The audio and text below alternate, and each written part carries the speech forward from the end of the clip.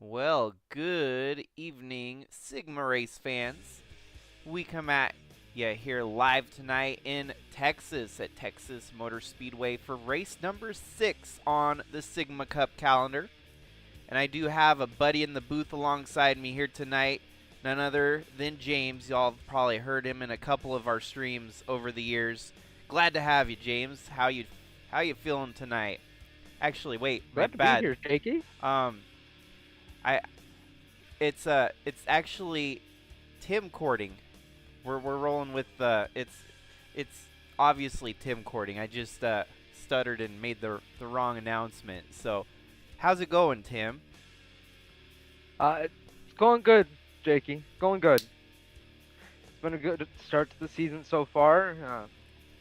You know, we've won a few races here and there across the board here in Sigma, so it's been a good start.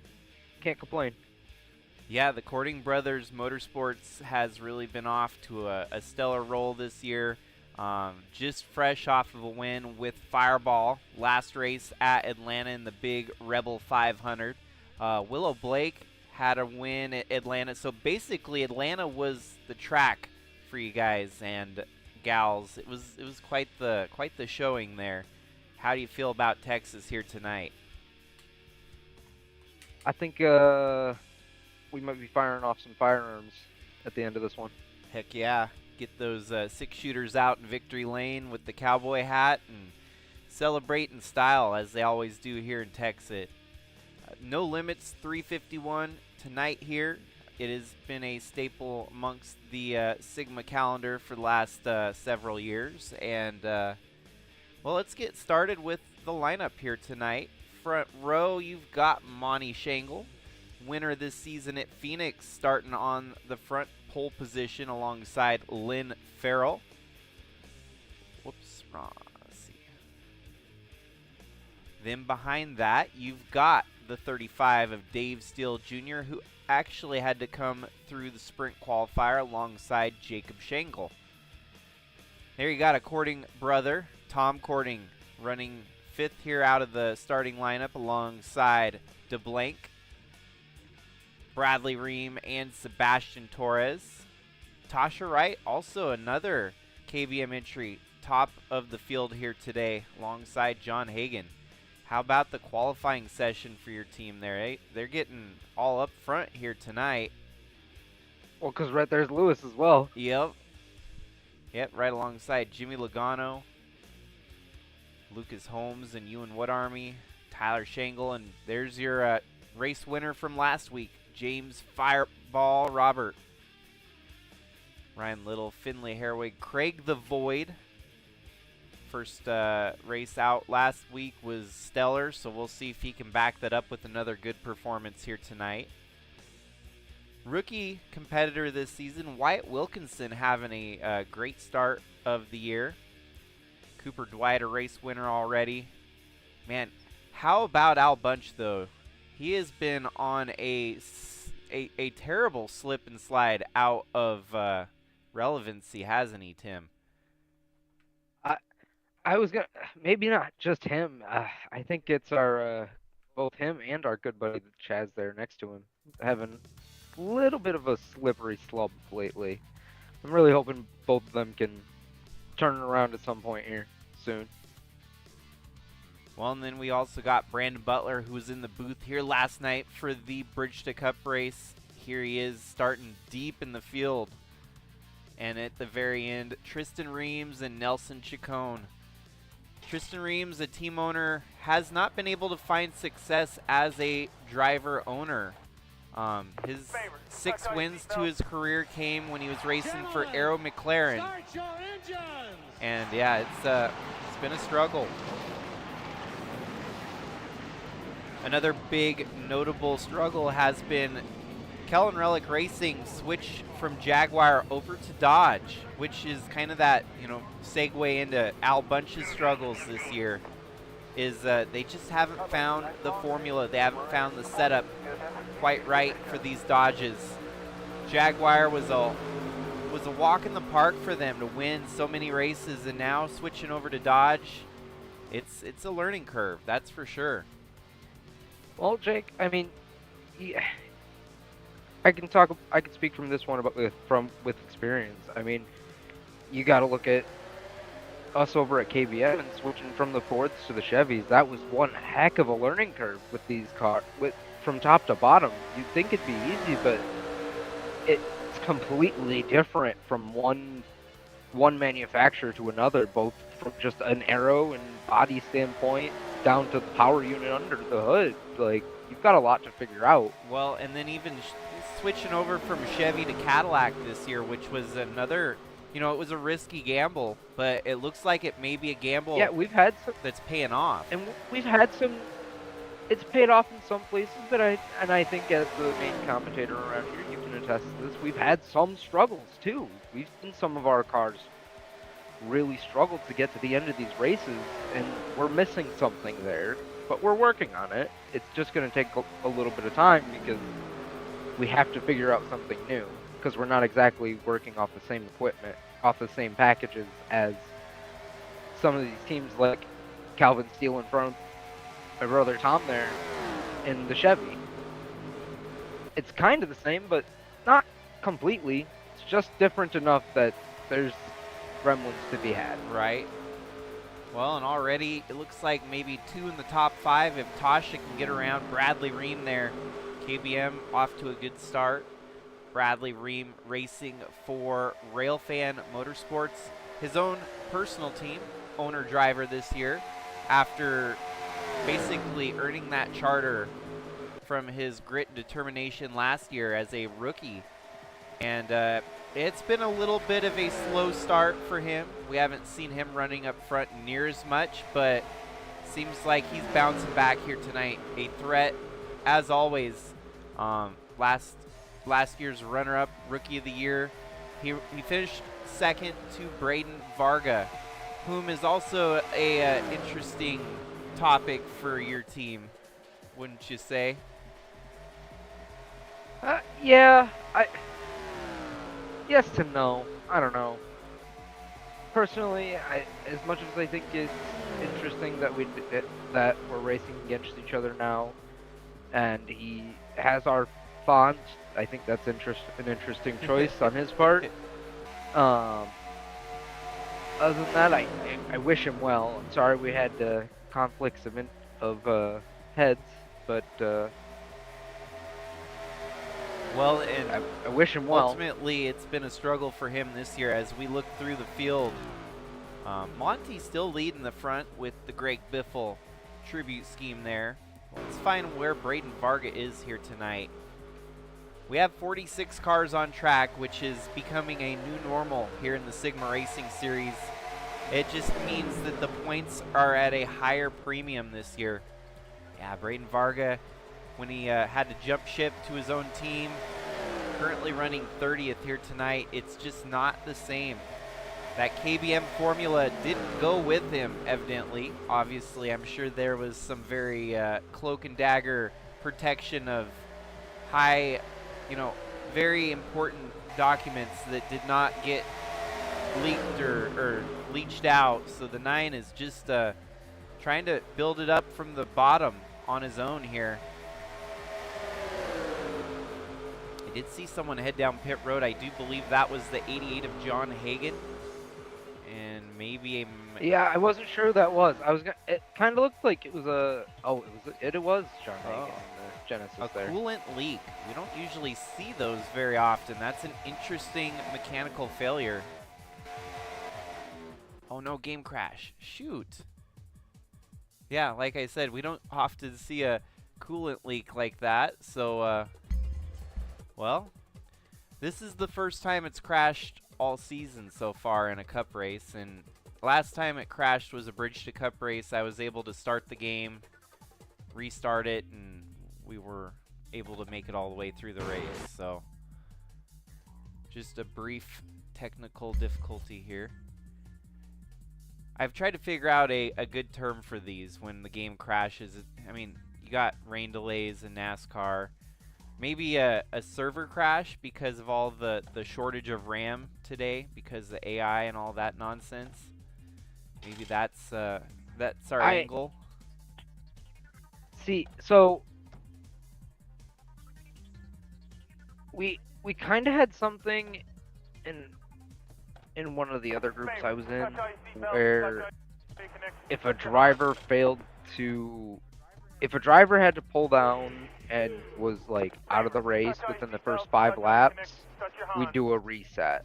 And we had like an in-lore reasoning for it, and I'm failing to remember what it was now. Oh, But, whoa, what's going on here? Like that! In the world? You and What Army blown engine right from the beginning. This is like that. That's what I'm talking about. 53% damage to the engine, so I say we re-rack them and restack them. Try this again. Yeah. Third time's the charm, right? Gotta be.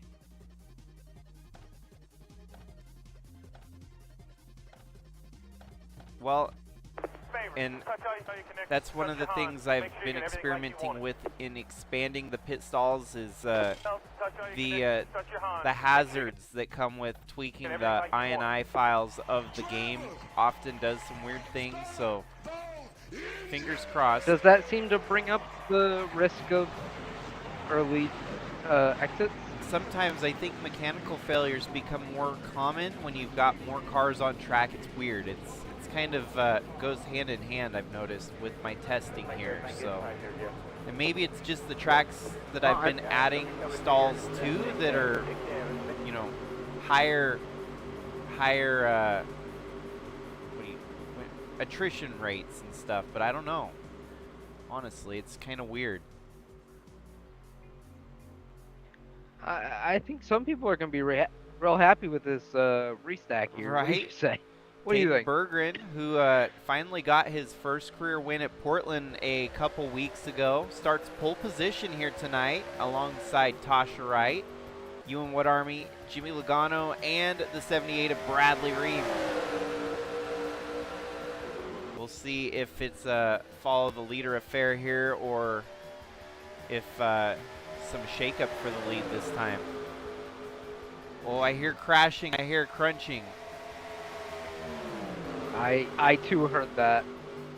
Let's see if we see lights. Do we see lights? We don't got any lights. Might have been just some argy-bargy. Oh, we've got... Oh, okay. Oh, wow, the 69. Wow, okay, so some weird... He did get a little crunched up there. Looks like something happened, but... I'm having to reset our ticker right now because...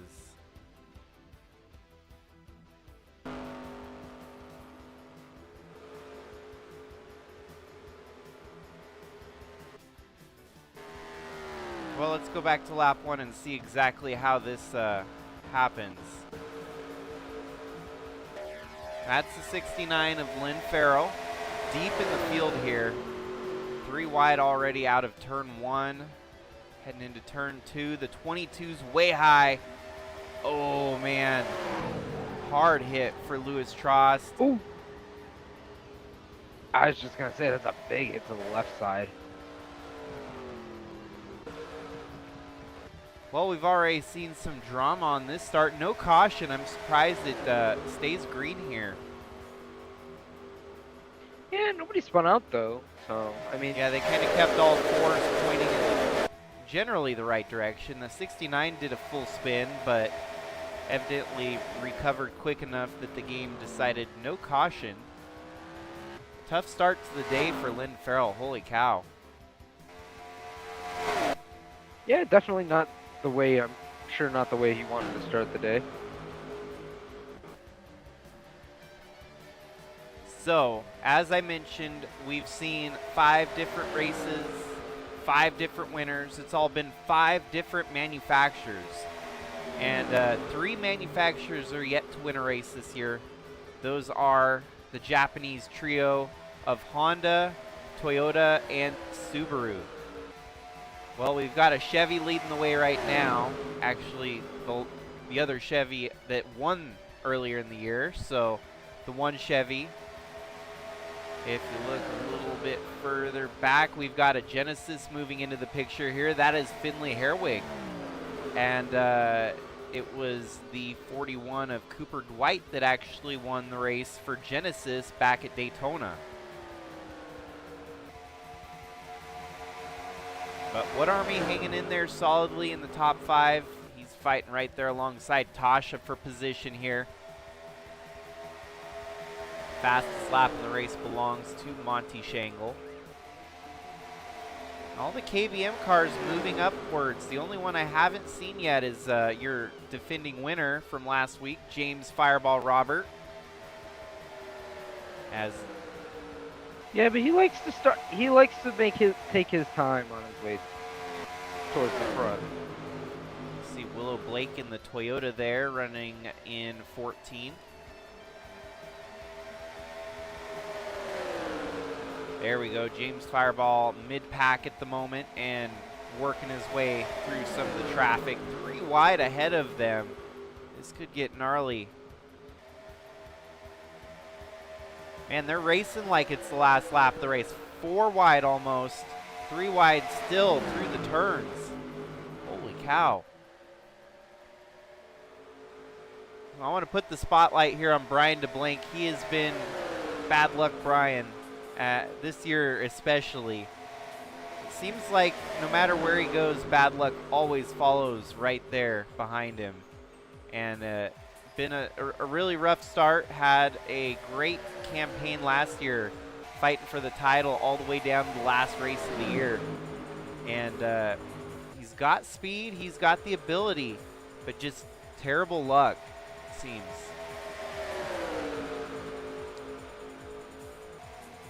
Yeah, that seems to be the case for good old BK, no matter what car he's in. Either really good luck or just no luck at all. Well, and for your team, how have you guys been able to approach luck and adversity to get the best of your cars each and every year? Honestly,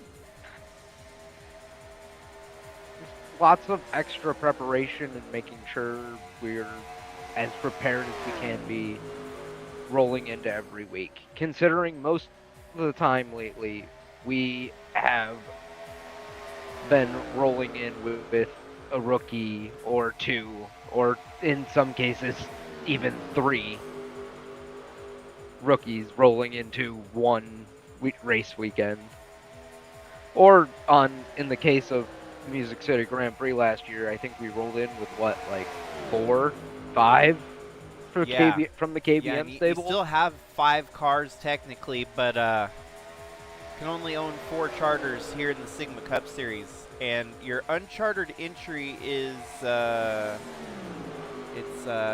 Oberstadt, who unfortunately could not make it through the sprint qualifier last night. But we're seeing some glimpses of brilliance out of him in Bridge to Cup for you guys. I know Willow Blake. Yeah, I think he's gonna be a real between him and Willow. They're gonna one of the two of them. Yeah, be a for sure. real Yeah, contender Willow with the win earlier, and man, last night in that race, I could have felt, a monumental comeback out of that 59 machine, and I thought that Ralph had a chance. Unfortunately, it didn't break even for him, but he did have a top 3 finish, a podium finish at the end of the night. So big momentum out of that 59 camp.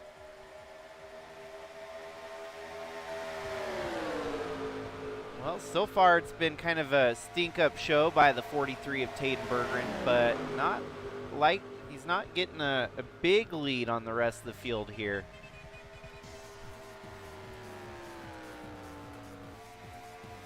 Bradley Ream in second. One thing I did not do much research on is past races here at Texas for analysis here tonight, but I did do some kind of general level analysis, some of the big narratives of the 2026 campaign. And we already kind of focused on the manufacturer battle, which is always exciting to follow, no matter what year. This year it's nice that we've kind of shrunk it back down to 8 manufacturers, which is still a lot, but we've got about 8, 9, or 10 of each, and then the lone Subaru. So there's enough separation, enough parity to really feel the field with excitement on manufacturer battles. But some of the other details that we are looking towards this year is that we really haven't had a dominant driver. Yeah, there's only been 5 races, and those 5 races, 3 of which were kind of a luck-driven race. When you've got 2 super speedways and a road course, that kind of sets the direction a little differently than coming to like Atlanta like we did last week and Texas here tonight, where the tracks start becoming more common, more consistent. So 5, I don't know if 5 is a great enough scope to really get a feel. But if we're going off of so far the first 5 races and here tonight, Taden Bergeron is trying to prove himself as a contender. He's been at it for a couple of years and just hasn't had it. I think, yeah. To add to that first, yeah, I have to agree with that about Taden Bergeron. He's been working really hard the last few years to get to this point, and now that he's here, he's showing why he deserves to be here.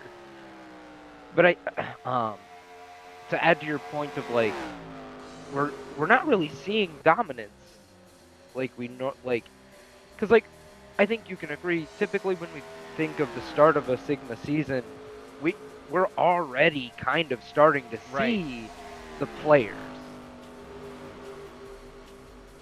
Whereas the start of the season across the board, you just aren't seeing the players show up this time. It just doesn't seem like there's one driver amongst any of the fields this season where it's like this guy right here is the favorite to win the championship, because you've even got Al Bunch out here who's struggling. Well, in the last couple years, at least the last 3 years for sure, have been defined by dominance. And it's weird how you go into this progression, because like when we started the Sigma Racing Series back in 2010, we're almost getting back to that feeling right now. This year kind of encompasses what made 2011 so special, that we had, I want to say, nearly like 20 different winners. And that's the parity of it all, It's like parity. Of course, you're going to see all these different winners, and that's what makes it more exciting for the people that are tuning in, the people that are in the races, that they've got a legitimate shot, a chance to actually fight for a win every week. There's no dominant Jaguar team out there that's stealing all the wins, keeping people from actually enjoying a season, of their own success. But you have to look as far back as 2010 was our inaugural season. Kind of scratched that one off because I was actually in the field racing with the AI. So 2010, we'll scratch it out. 2011 is the true first AI start of the Sigma NR 2003 offline series. We had 16 different winners that year. Fast forward 15 years, our 15th anniversary last year, we see the smallest list of winners in a season. We only had 13 different winners last year. That is impressive. Wouldn't you say on that, Tim? Yeah, I would say that's actually really impressive, considering how stout, like, some of the major players are within these fields. So last year reached, I wouldn't say the lowest point, but I think it was it was easily the most dominant field. The drivers that just whooped everyone's ass week in, week out, and no one else really had a shot at victory lane, even though we had about 50 cars, just like we do this year, that were trying to fight for those wins. You go back even just a couple years prior, in 2020 we had 24 different winners. And majority of the prior to the modern era, the real life racer era is what I call it, because we actually allowed drivers like Jimmy Johnson, Brad Keselowski, Will Power. So the real racer era was defined by parity. We had, at one year, we had 26 different winners. And that's, obviously probably about half the field right there got a win that season. The fact that we've been able to go 5 races this year with 5 different winners just shows you how insane this year could be.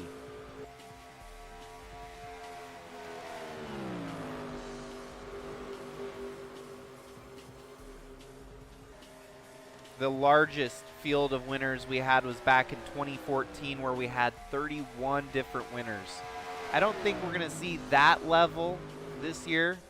But you never know.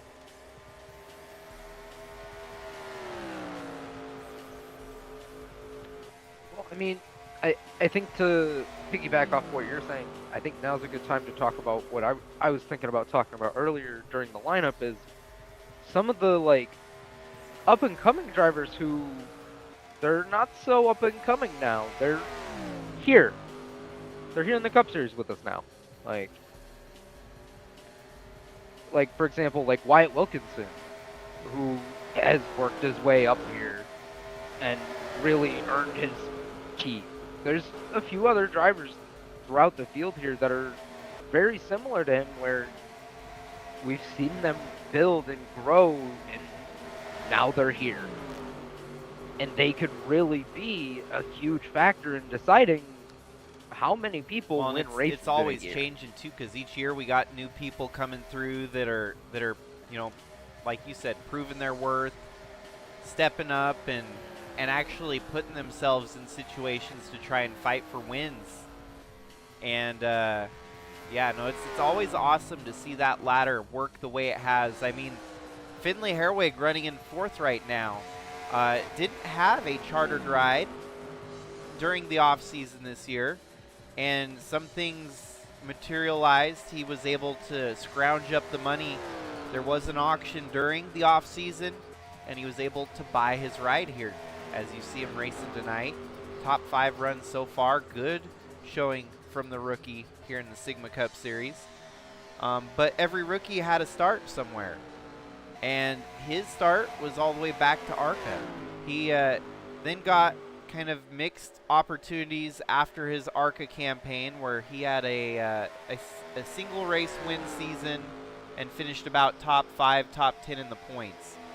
And here he is in a Cup car just a couple years later.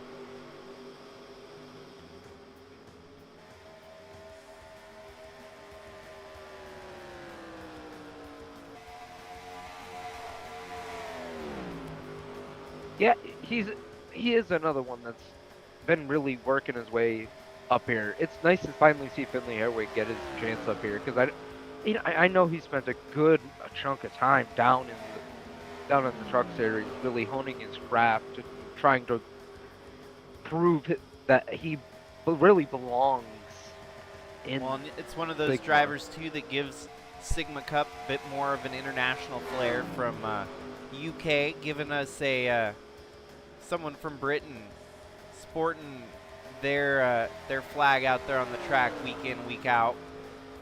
Hasn't really been an international affair. I mean, we've had like real life race car drivers such as Australian Will Power, New Zealand Scott Dixon, but as of the modern era, it's pretty much been USA folk that are here in the series from years past.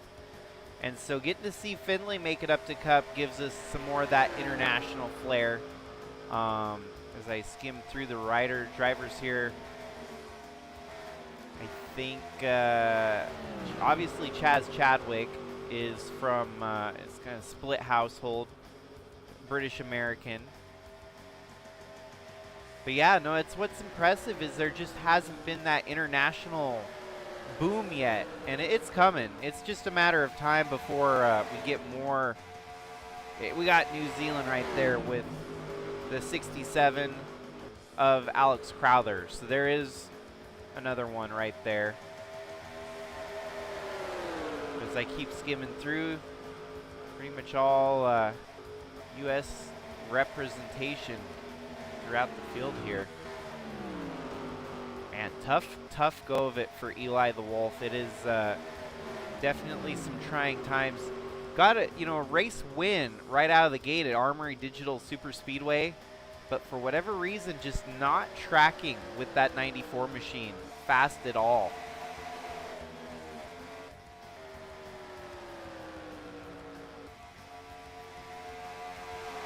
Monty Shangle with the fastest lap here so far, running in third. That number 16 machine trying to close in on the lead too here.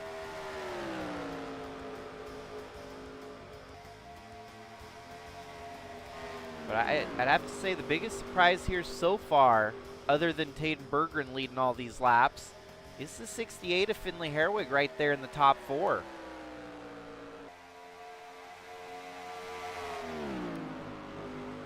Yeah, I mean, even in these first 5 races, he's kind of been, he's been around. You've mentioned him a couple of times here and there, but he's not exactly been like here where he is now, right now. Yeah, where he's just kind of lurking. Our points, he's 31st in the points out of 56.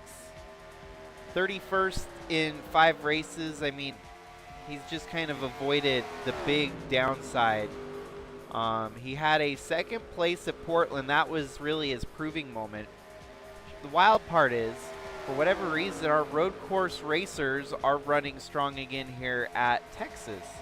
Totally did not exactly see that one or foresee this this connection here, because obviously Taden Berggren won that race. Finley Herwig finished second. And amongst that, you had,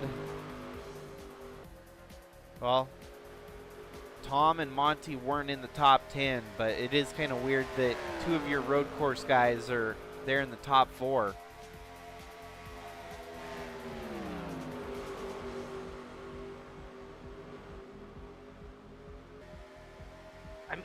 I really think it's these cars. I mean, I spent a few years driving these cars, and honestly, I really think it's the cars that bring out this the drivers. ICR spec model is always fun to watch. These cars, they get really fast. They get, some very unique characteristics to them. It makes for some very fun racing here in the Cup Series. I'm definitely glad that we landed on the ICR mod for the Cup, because I wouldn't really go anywhere else from here. Some folks say they look kind of like a combination of a car truck. I guess I can kind of see that with the boxy design, but it looks like a Cup car to me.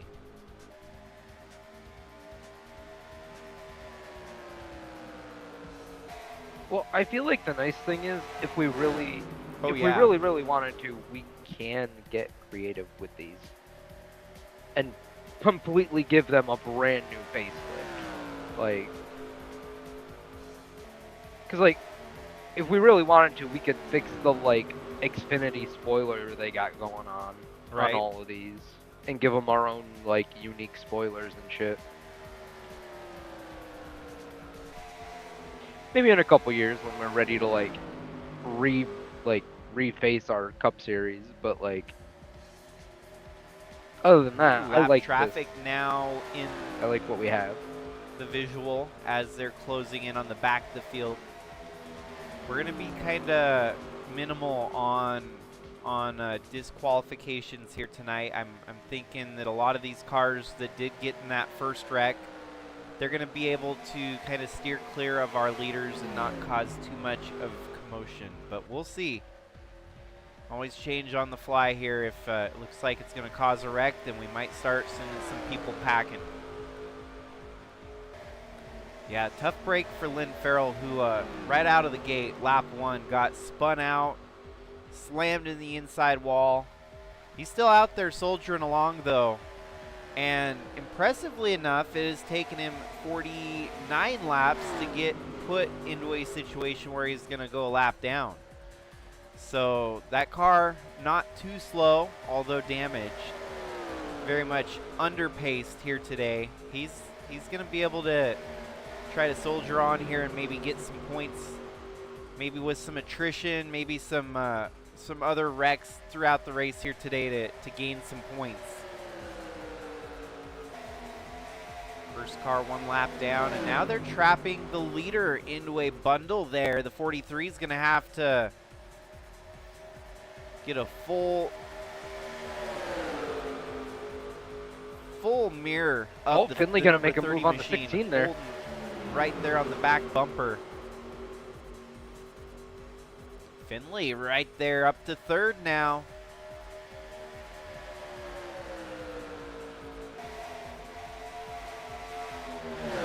Monty shuffles his way back to 4th. He looks and finally finds the opening on the inside of the lap traffic. But that ain't it. That ain't the end of it. Lap traffic very dense up ahead here.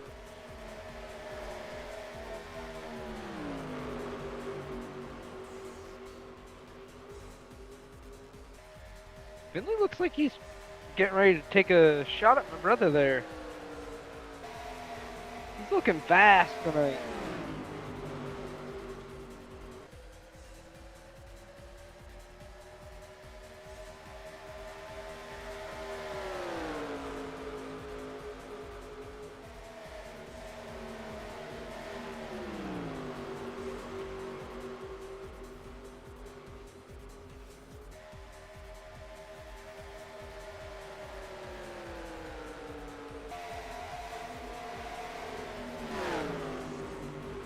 Yeah, so I feel like for now, tonight, I think we might start to be able to establish our breakout stars. Some drivers that, once we get enough races in, we can kind of start seeing the writing on the wall, who may or may not be the contenders from the pretenders.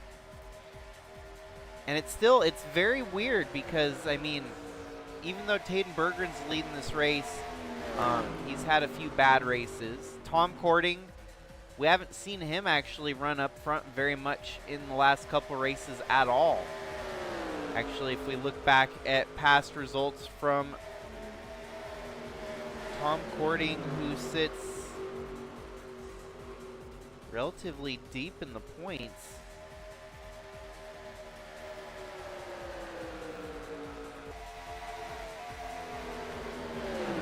Yeah, Tom's definitely had a bit of a rough start to the season here, as it looks like he's about to lose maybe second and even in the third points, one here. spot behind Getting Al stuck Bunch, behind the lap which traffic. we've already highlighted the struggles from Al Bunch. But Tom Cording, his rebound has kind of started at Atlanta. Last week came home 4th, trying to kind of, obviously a very similar track here today, and rolling with it here at Texas. Also running top 5 here, but falls back to 4th. And other than his 4th at Atlanta, he had a 6th at Armory, and everything else has been sub 30.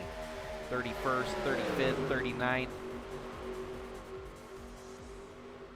Finley Herwig in the 68. He's another guy that is deep in the points, which is kind of the trend that we're starting to see this year. Is, you know, there's a lot of give and take, a lot of back and forth, and even, you know, Finley had a best finish of 2nd, but he's had a worst finish of 43rd and 44th.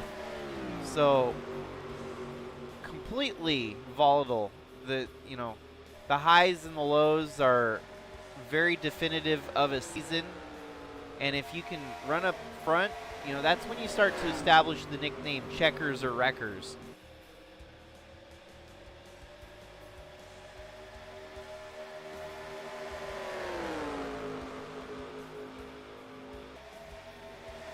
Well, and I feel like that's just the kind of where we're at in this era of Sigma racing we're in. Well, and I don't think the field really knew what to anticipate this year when Jaguar got sent their walking papers, when Jaguar made the decision to go all electric and no longer had a spot on the field here in Sigma Cup, but they had the last 2 championships under belt. Jaguar won the 2024 championship with Al Bunch and the 2025 championship with Dalton Scott. Well, now it's like you pulled the rug out from everyone. Like, what do we expect? What we had that carrot on the stick ahead of us this whole time, and it was try to beat Jaguar. You know, it'd be like trying to beat Max Verstappen week in, week out. And all of a sudden, Max Verstappen has been removed from the field. So what does anyone expect to happen when that big altering change is made? It's crazy to see it play out here, I think.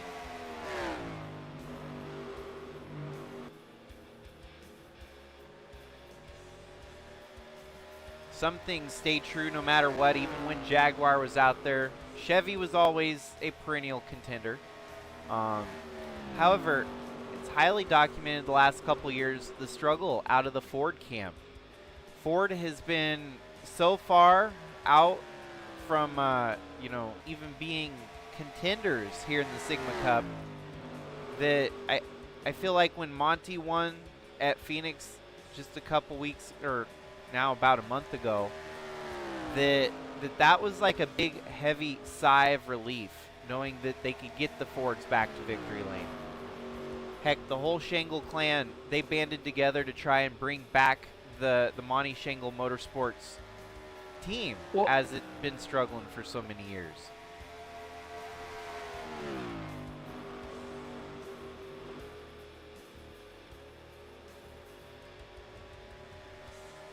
Did you have something to add there, Tim?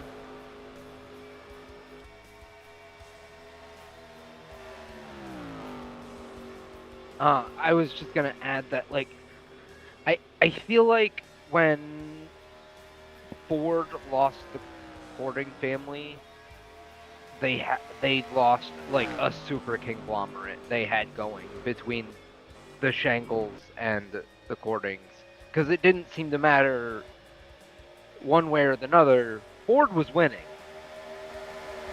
like whether it was a Shangle, whether it was coming out of the Shangle camp, or whether it was out of the Cording camp. Adjusting to the new namesakes a Ford stuff was going to win the the wheels. race. I mean, after the Cording departure, obviously the Shangle name had been with Ford pretty much since 2010.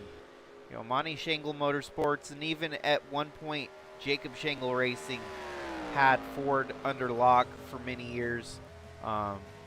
It'd been a kind of a recurring joke with Jacob that he couldn't stick to one manufacturer for long, and it still seems to be relevant, as in the last 3 or 4 years he switched from it was Mercedes in 2022, back to Ford in 2023. Was it? Yeah, Ford for 2 years, and then 2025 they switched to Genesis, and now he's back to a Ford again. So, and of course, moving through the field with that Biffle tribute scheme, his Busch Series championship winning number 60 machine. Jacob Shangle up into 6th, trying to catch up with Monty there in 4th. Cording still holding on 3rd at the moment, and Finley Herwig has moved his way up to 2nd. Lap times are slowing down here as the tires start wearing away on all these machines. That was only a matter of time. Field.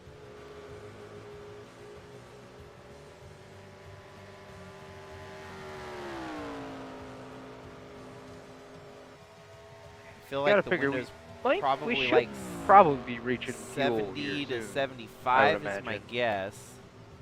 What's the garage telling 66, which they passed that.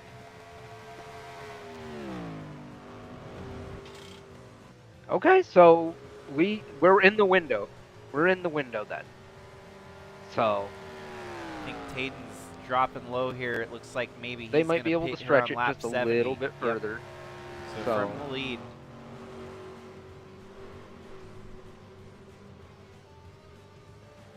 Yeah, here we go. So it begins, just as we checked it. In his rookie Let's go campaign and give this Finley year, Airwig a lap here. he's trying to look for success. That 68 machine, very synonymous with Finley Herwig, as he's pretty much brought his paint scheme from ARCA all the way up to Cup. Very unique, very patriotic, even though he's British. He's got the American colors flying loud and proud on that 68 machine, which they have at his home track of Brands Hatch, the American Speed Fest, which features the NASCAR Euro Series, and it's kind of a it's kind of crazy. I've seen a few videos of it on YouTube and stuff. It feels Americana, and it's like they're trying so hard to imitate, and not exactly imitate, but just trying to capture the spirit of American motorsport there in Britain. So I think it's pretty neat seeing that we've actually, with motorsports, had that effect on another country, that they want to try to replicate that in some form or another over there in the UK.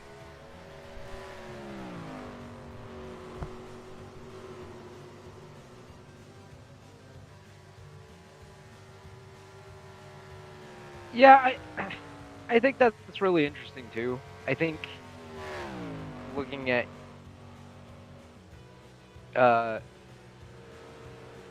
Euro NASCAR and like looking at Trans Am, it's interesting to see where NASCAR is now. And it looks like Monty making his pit stop here. That might shuffle just about everyone around to their stretched out to the last that they could have stretched it. Would likely shuffle the 43 of Taden Berggren back to the lead.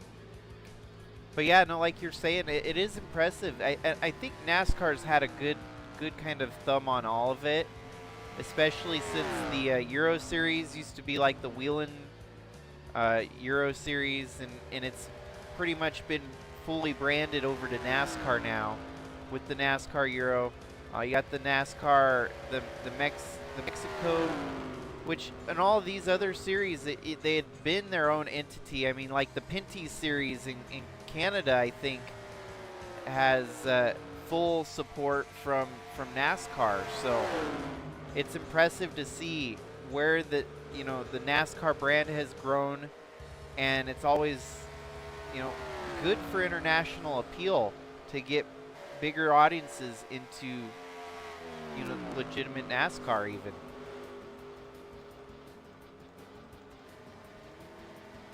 Yeah.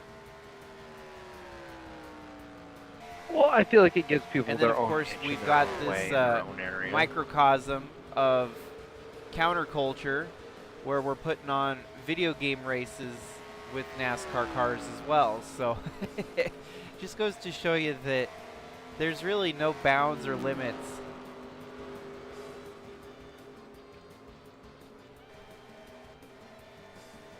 Well, I guess what's interesting to me in hindsight now is, as that could have been ugly, is you gotta figure that for every one of you that decides to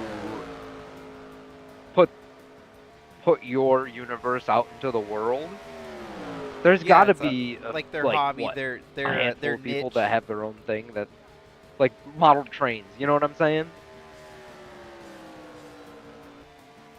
It's like, oh yeah, I like trains, and you show somebody your train cabinet, and you've got a few little like model trains. And it's like, oh yeah, that's nice. And then you go over to their place, and they've got like a room full of model trains, and it's a whole like city and everything. Like,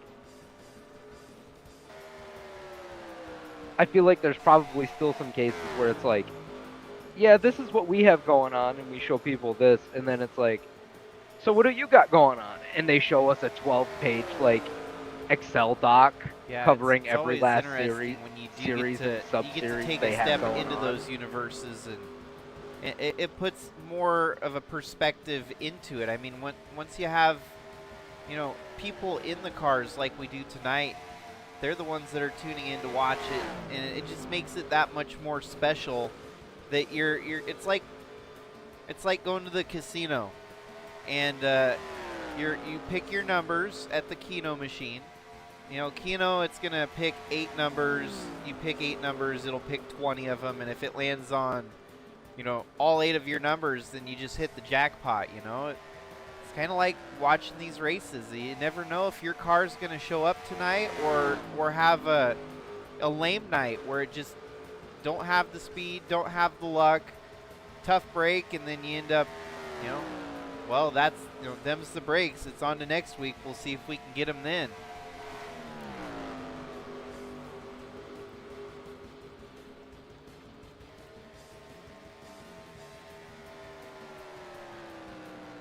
Yeah, like it really is interesting like that. Like just to see how things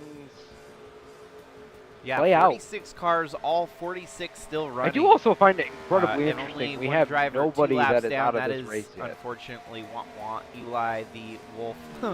I don't know what's got to happen to make this 94 machine stronger. It's actually kind of sad to see this much struggle out of a car that's won a race this year and also was a contender as a Jaguar. It really makes you wonder if it does kind of come down to the manufacturer and possibly even driver comfort. And maybe Eli...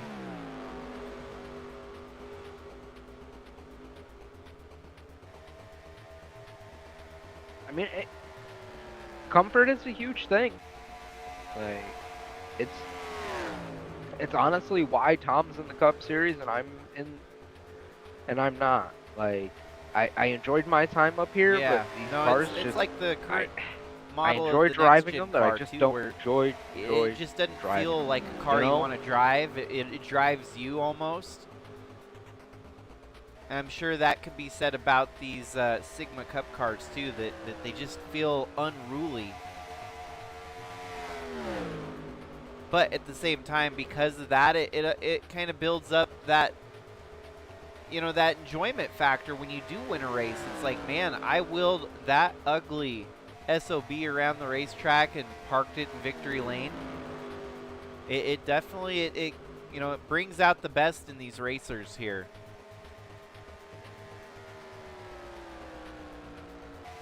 '60 machine up to 3rd. Got by Finley Herwig for that position. Yeah.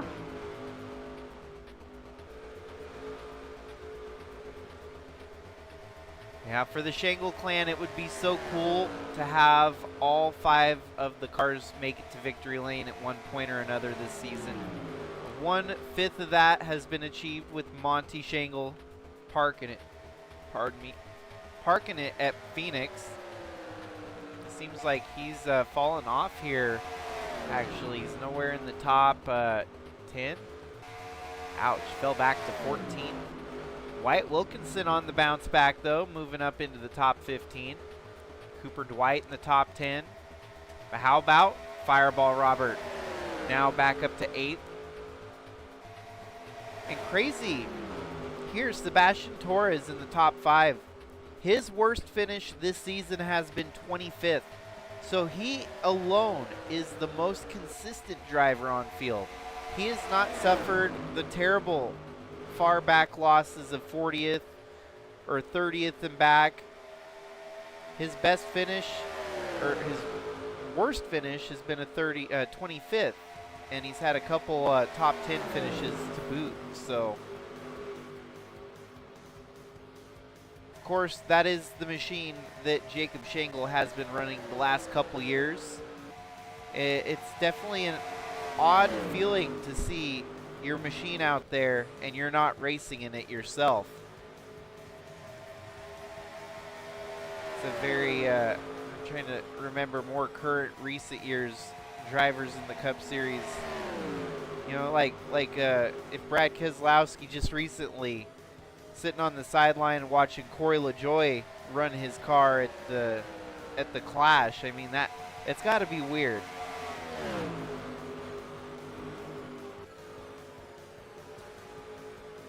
that broke today, right? The news. Actually, we do have one recent. We do. We have a really Are you talking unfortunate about one who I that's think?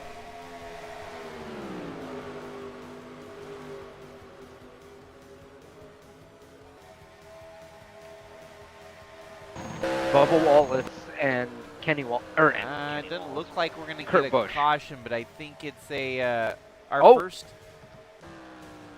Caution? blown engine, and that is our first retirement here tonight. 46th How long is place that? for Kevin Oh Xavier. boy, that's on the main line. Tough break. Not long though. Yeah. We've seen a lot of mechanical failures out of these Hondas, so it kind of makes you wonder about the that's unfortunate. the Department of the brakes, Engineering for these Hondas struggling a little bit. Yeah.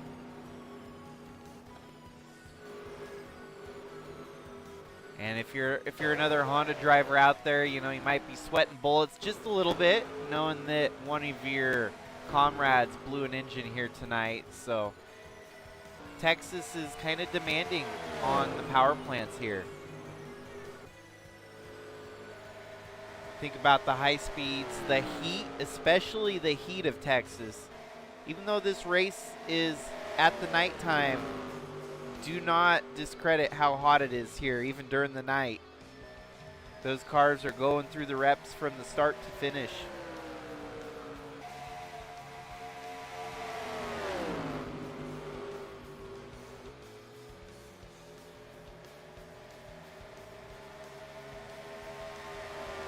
What I was going to say was, yeah, and then, was that the one that Bubba Wallace won it? Kurt Busch with, I think, Kansas? Yep. A couple years ago? Kansas, Kurt won in the car, or in the spring. Yeah, that was wild. Got hurt at Pocono. And then in the fall, Bubba took the car. I mean, that's the kind of stuff that you would see. Won the same race. In the fall.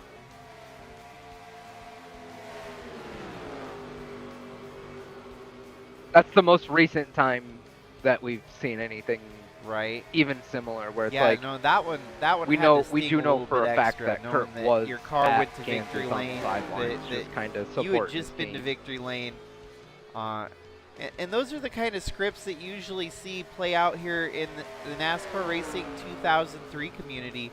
Very rarely do you see it happen in real life. So it's like that. I mean, that one was awesome, and that's going to be far and few between. You're probably not going to see that for another lifespan. You probably just won't. It ain't going to happen again.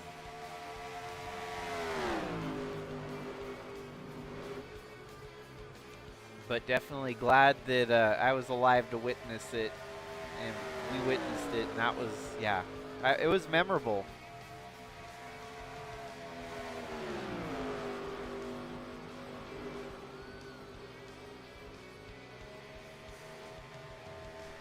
Yeah, like, it's... Well, Tayden has dominantly to led watch happen. so far here tonight. I think no matter what majority of the laps led has been Tayden. 91 laps to his credit. 2 laps led by Finley Herwig, and 3 laps led by Monty Shangle.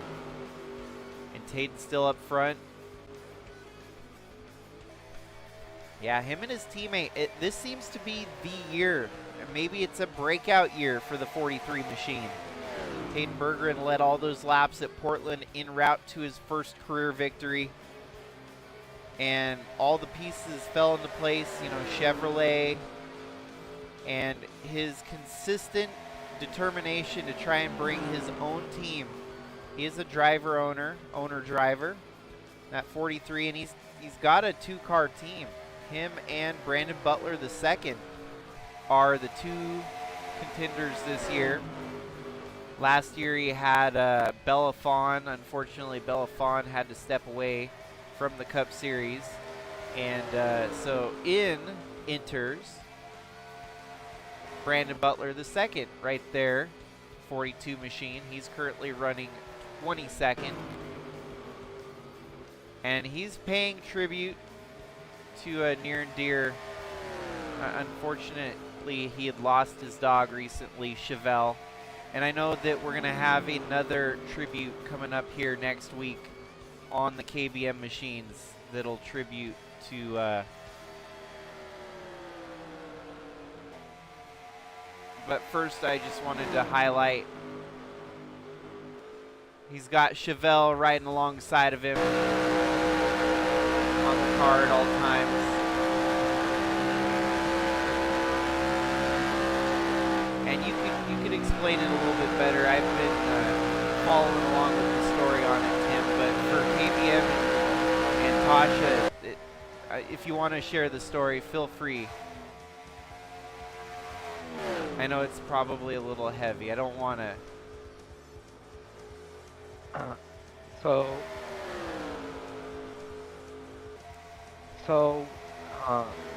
Tasha raised a black lab from bottle feed, and it's been her baby and her best friend for 11 years now. And unfortunately, on Tuesday we had to send her to sleep. So we will be putting on some cute stickers made by one of our own here in the community. It's definitely, it's like losing in memory a of family member. It's Symphony. always tough.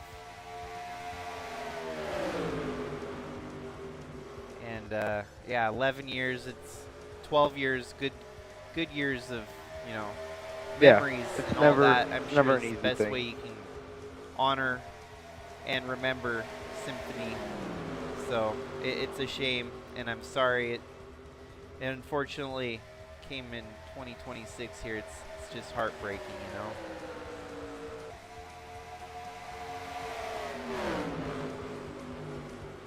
I like to pay tribute, to our animals, to our friends, our family. Just the if you look world at we live Moses in, I Lake guess. Motorplex, my cat that I These lost days, last year, I actually named the turn after Token Turn 1. And so, if it's a sticker that we can make, I'll put it on the car forever. We'll leave it on the car, and it'll be Symphony riding alongside Tasha and whoever else is sporting it going forward here. And it'll be more exciting, to see him in victory lane with the sticker prominent on the side of the car. That to me, I think would make the world, is to see Symphony in victory lane with you guys.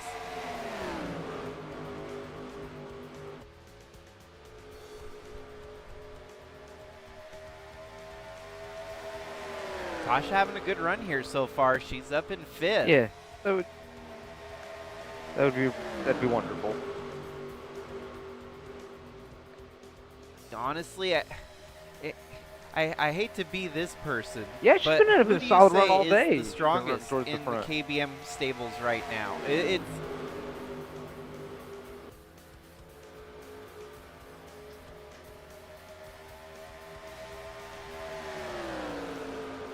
Honestly, it is such a tough call right now.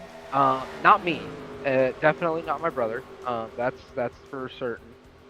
The rest of the team. Can I just say the rest of the team?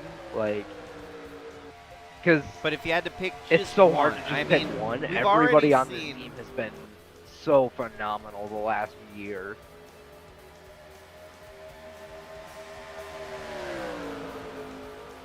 If I had to pick one, honestly, it's a toss-up between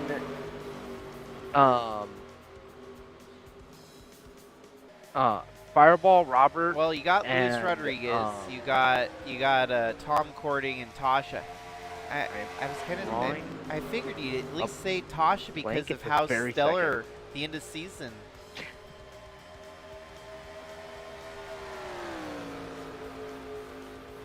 Oh well, okay. So let me clarify. Are we looking at Cup alone, or are you looking at the she entire, also has been like, phenomenal the last year. 2 crown Gotcha. jewel wins.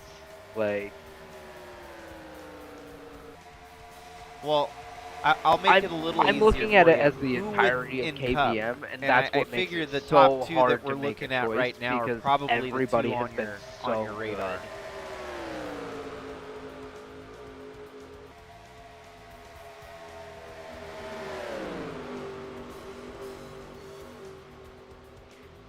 Yeah, honestly, these two have absolutely knocked it out of the park. Like, we started the process about midway through last year, getting ready to swap over to Cadillacs for this year, and these two did not miss a beat in the process. While me and Tom were off and in because of our that own land, success having that to we deal with saw all the chaos, from him last these year, guys that's what's been really, able to really allow for stepped a up in the four-car Cup chartered Series to system this year. Because put in the work. y'all had success from all four of your drivers. Obviously, Braden Varga was one of those drivers and was able to be the top KBM entry at the end of the year, finishing second to Dalton Scott.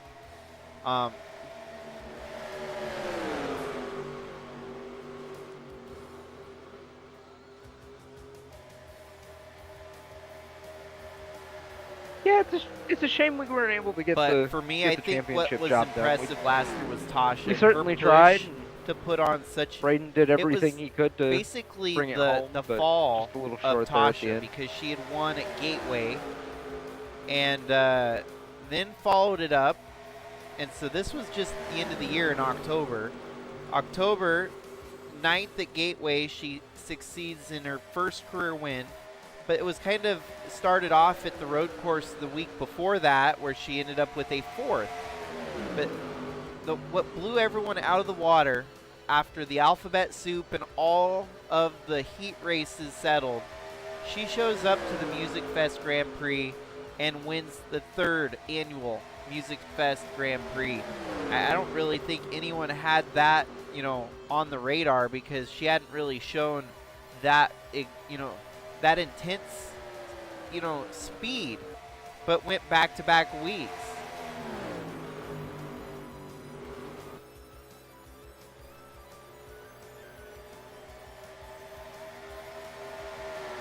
Well, and so I think and I can tell you, was a huge and I can tell you factor personally, there after leading up, getting she that did first not win, feel that confident her first leading career into the race, win, and then following it up with her second career win in back-to-back races. Just goes to show you that momentum is huge in this sport, and NR2003 doesn't really care or doesn't really make any sense of it, but we do see those trends, and we start seeing momentum as a huge factor. I mean, looking at your race leader here tonight, won at Portland just a couple weeks ago, and here he is picking up where he left off from his Portland run, dominantly leading all the laps. Doing the same thing again here tonight. And I do think one of our up and rising stars has got to be Fireball Robert. I mean, he had 3 wins. 3 wins.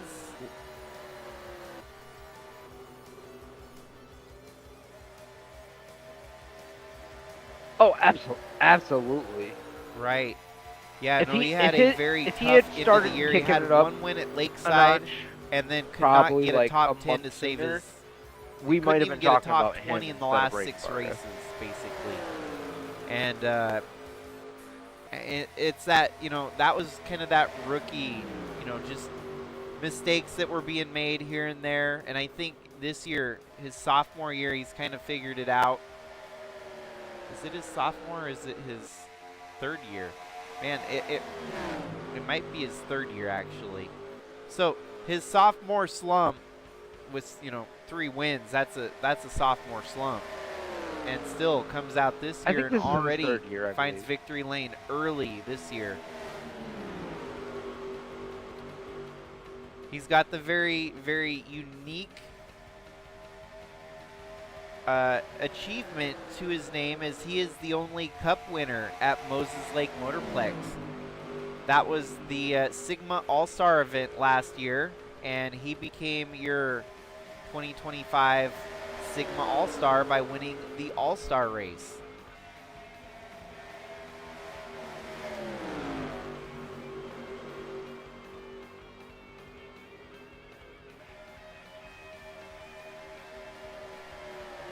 Yeah, honestly, thinking about last year for KBM, we just had one of those years where it's like, it feels like outside of Dalton Scott winning Yeah, no, it was the championship, it feels like it was should have nice been seeing ours. that there was Just at the least way someone out there that could things hold a candle rolled to for the KBM Jaguar last camp. year. And even when Dalton Scott fronted the field about 3 races, because he failed to qualify for 3 races, and still he won 9 races and the championship at the end of the year. So that typically does not happen. And no. And for the 15th anniversary, I mean, it was a wild year. It was his farewell tour. For whatever reason, he was in the number 15 machine, so the flagship 15th anniversary, number 15 car wins the championship. It just felt a little too good to be true. And, well, you know, it's history now. Can't change it. That's how it played out, and Dalton Scott kind of stole the show last year, becoming your first ever 2-time champion in the Sigma Cup Series. So there's a lot of, you know, things that it was 15 years of, you know, that cauldron bubbling until finally it boiled over.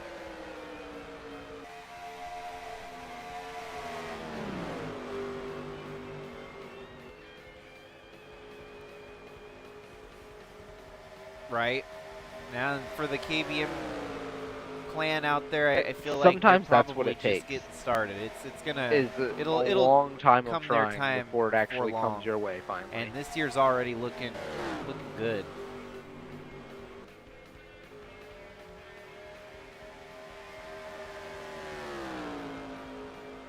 So I figure let's after halfway, we got just past halfway. I feel like a while we finally ago, got a good do a good through the group field from top to bottom setup. Trying to figure out.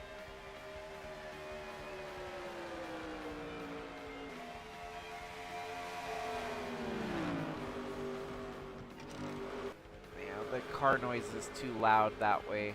I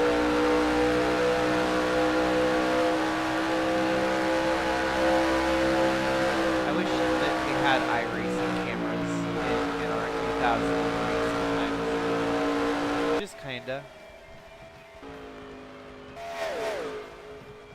So, going through the field here tonight, obviously your race leader, none other than Tayden Berggren, who's been dominantly holding this lead for quite some time. We'll be approaching green flag pit stops again here soon. He's lapped a bunch of cars. We have not seen a single caution here tonight. Running in second, you've got the number 30 machine of Tom Cording. Third place, Jacob Shangle. Man, it has been a rough start to the year for him. He is 41st in the points. That's the deepest that he's ever started a championship campaign. A big, deep hole to dig himself out of, but he's definitely got the ability and the know-how. Your 2015 champ, he's going to bounce back. It's just a matter of how long it's going to take.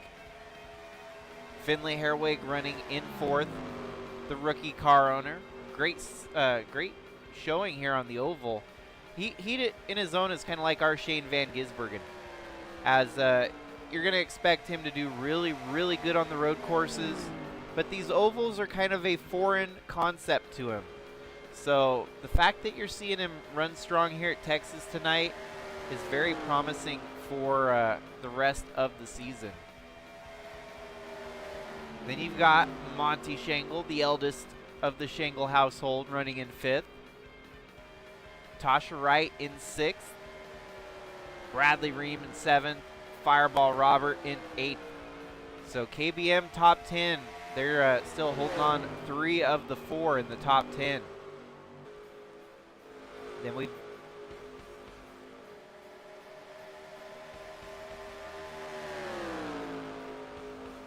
Yes, it's closing in pretty quickly. I'll try to skim feel like now's the good time to point out, Jakey. You and Wood Army running in ninth. Where you should Preston be near Kundo that running in pretty 10th. little pit window here Sebastian soon Torres again. 11th.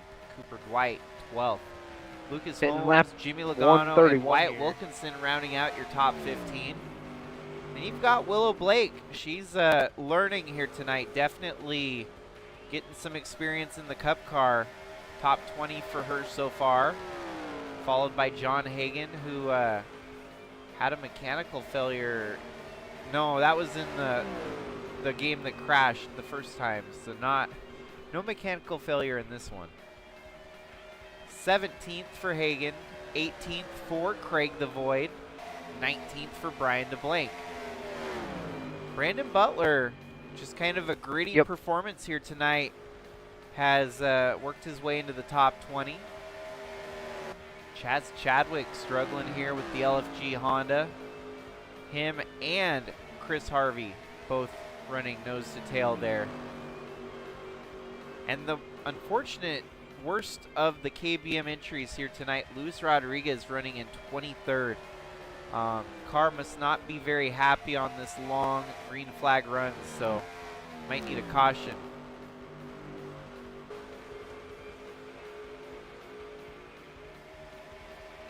Yeah, and he was up there in the top 10 for quite a while here tonight, but I think just which is a shame. A long green flag which run is a shame shaking because things up he for did some drivers qualify out decently there. well. Tyler Shangle in 24th. Eli the Wolf has gained a couple spots up to 43rd. Have we had more retirements? No, we have not. Just the one retirement. So Eli, he's gained 2 spots based on the other going laps down here.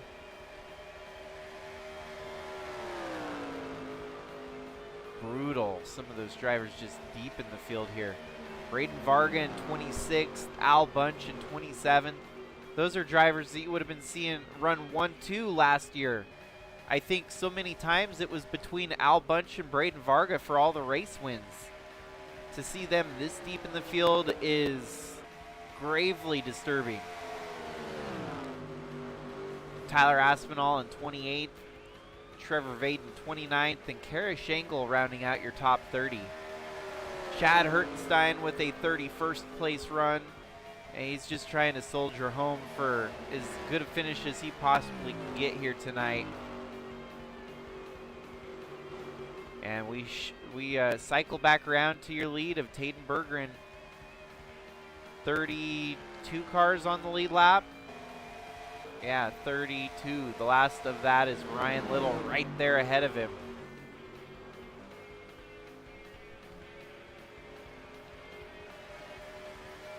It seems like they're stretching that pit window just a little bit deeper here. It's tough because it's still going to be about a 3-stopper. They're not going to be able to make it on just 2 stops here tonight.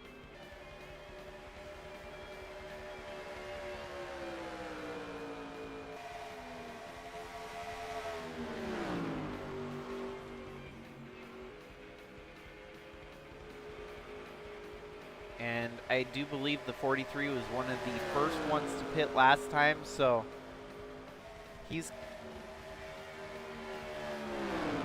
probably going to be the first in this next round as well.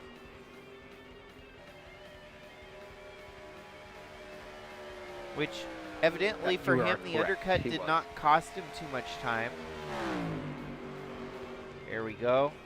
Here he is coming down to take his pit services with 95 laps to go.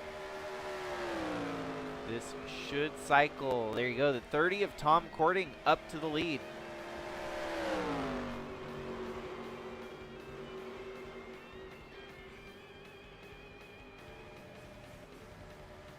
And thanks for everyone tuning in here tonight.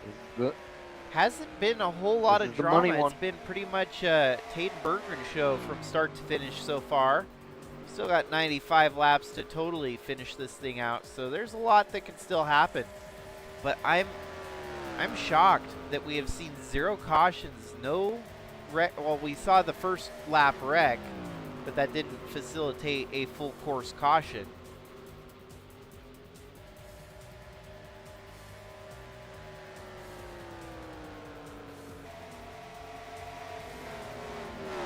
Kind of turns this into a gritty Texas battle here tonight. Good old-fashioned brawl or a southern gunfight. Finley Herwig jumps to the lead now.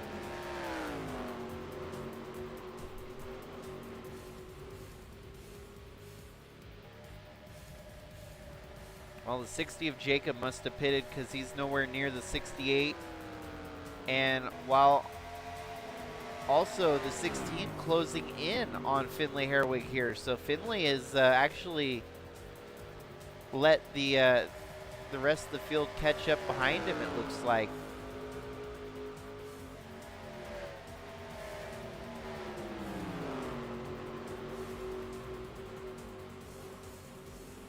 See, this is tough. This, where they're stretching it this far, their last pit stop's going to come with like maybe 15 laps to go, which is going to be tough. You know, you don't want to pit with 15 laps to go. That's when you'd rather be up front closing this thing down.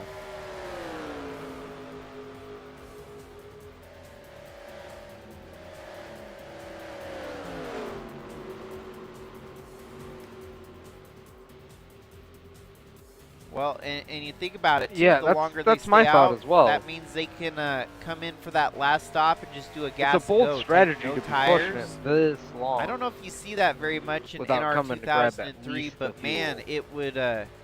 it would be a game changer if they do just a gas and go, because they've been able to stretch it further than everyone else. Monty makes it here to lap 90. Basically, let's divide 144 by 2. He made it 72 laps on each run, so yeah.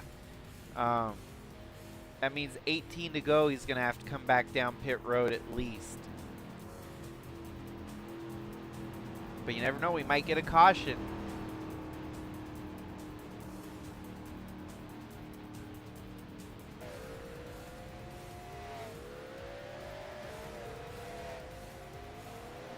Finley's back, warming up the tires, getting up to speed here. And that's Tasha. She might be able to blow right by him. Look at that. 4 position. This would be a spot. Wow, where is Tayden Berger now?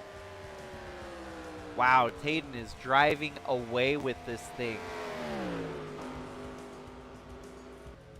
If you look at the right-hand side here from the drop-down window, Tayden has a 2.6 second lead over Tom Cording, a 7.3 second lead over Jacob Schenkel, and an 11 second lead over Tasha Wright. The entire field almost double digits in deficit to the leader.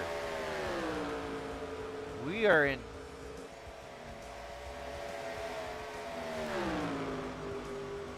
oh yeah.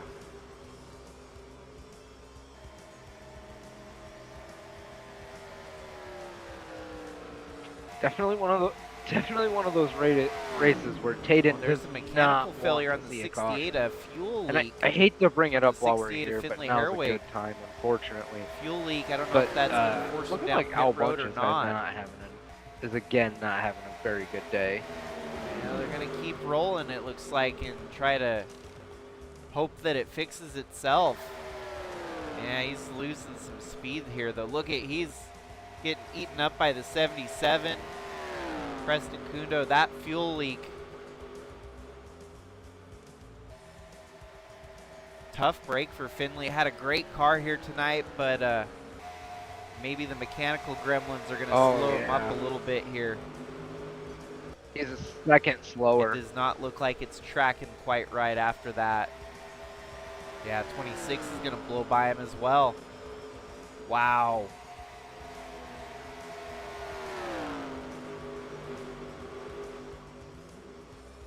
That's heartbreaking.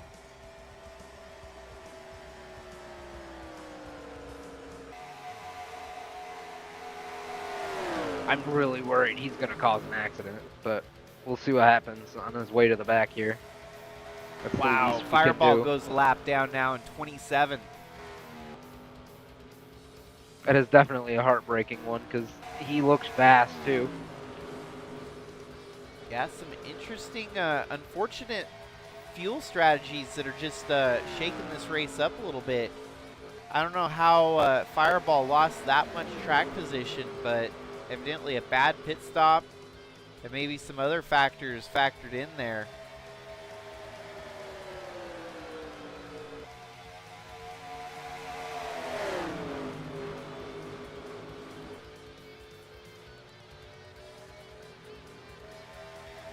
Man, how the tables have turned. Al Bunch used to be the one complaining about leading the race and racing around lap traffic.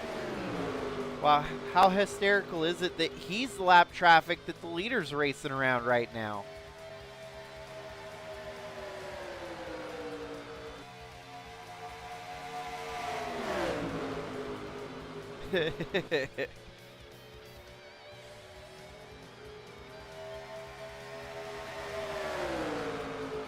He's put about 20th down a lap. Cue the Will here. Ferrell meme from Days of Thunder. Are those the other 25th. cars?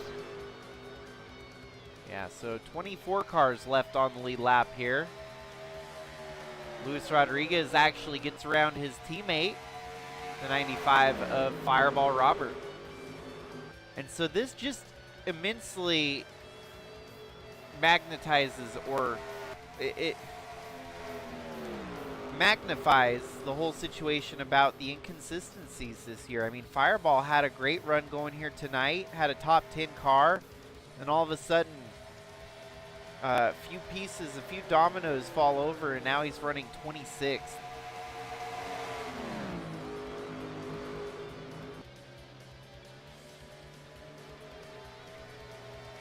And even like the mechanical failure for the 68, there's always that, but I don't see anything on the comms there about the 95 having When you got to any, wonder mechanical if issues. he could have gotten a speeding penalty or something. That's why we race, you know. We always have. Wow, Finley fell from second all the way back to 19th, 20th. Yeah, they. Oh, and there's a caution. We might have. Oh, it's Willow Blake. Ouch.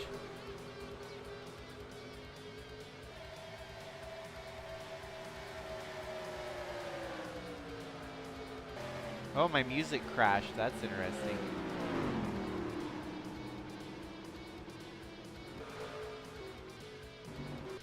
Okay, this is a multifaceted wreck. Well, what in the world happened there? I know she's Fuel system. Same problem that 68 was having. Come back here.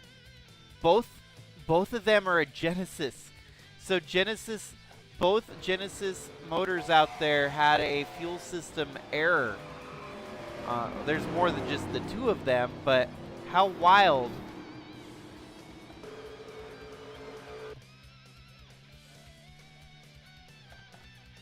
Yeah, John Hagan with the fastest lap here tonight.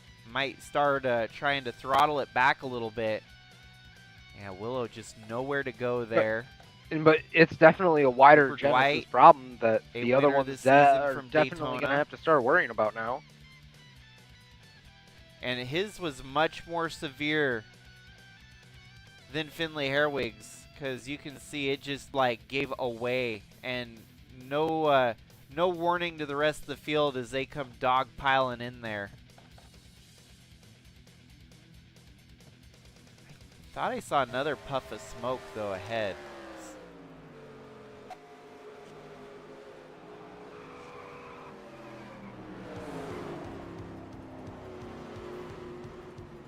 Maybe not.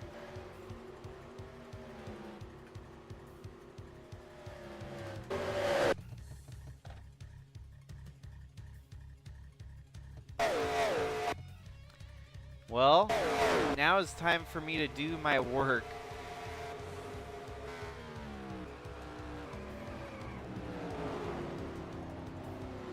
A fuel injector for the 41 of Cooper Dwight.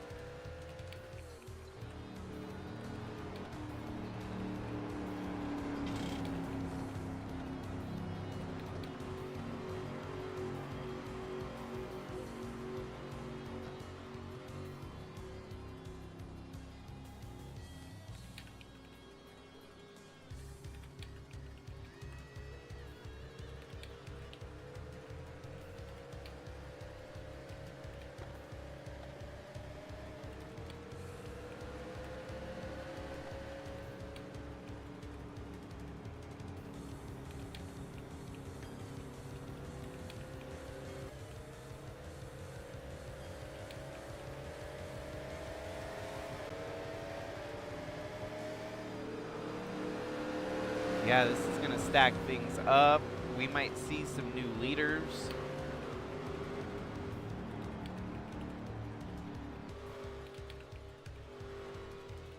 Well, this race just got a whole heck of a lot more interesting.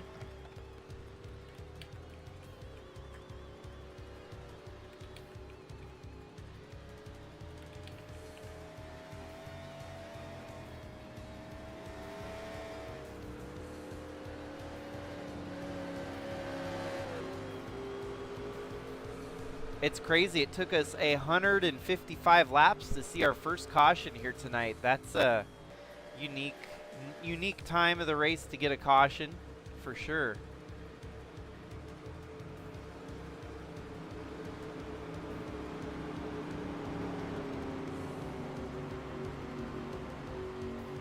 So the pace lights should go off this time as they coast across for their 4th lap under caution.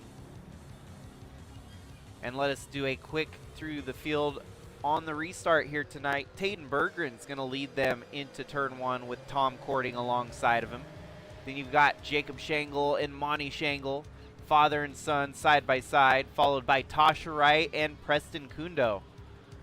Lucas Holmes and Sebastian Torres. Wyatt Wilkinson top 10 here tonight with Ewan What Army, the satellite kind of alliance between Wilkinson Motorsports and LFG Motorsports. Seems to be relevant in the running order as well. Bradley Ream and Brandon Butler the second. Jimmy Logano and Brian DeBlanc. John Hagan and Craig the Void. Chris Harvey and Chaz Chadwick, Luis Rodriguez, and Alex Crowther. Finley Herwig hopefully maybe got a chance to go down pit road and throw some tape on it, but we'll see if that 68's even got the pace to keep up with them. Get doubled up. This could get pretty crazy here, folks, so might move to the edge of your seat for this restart.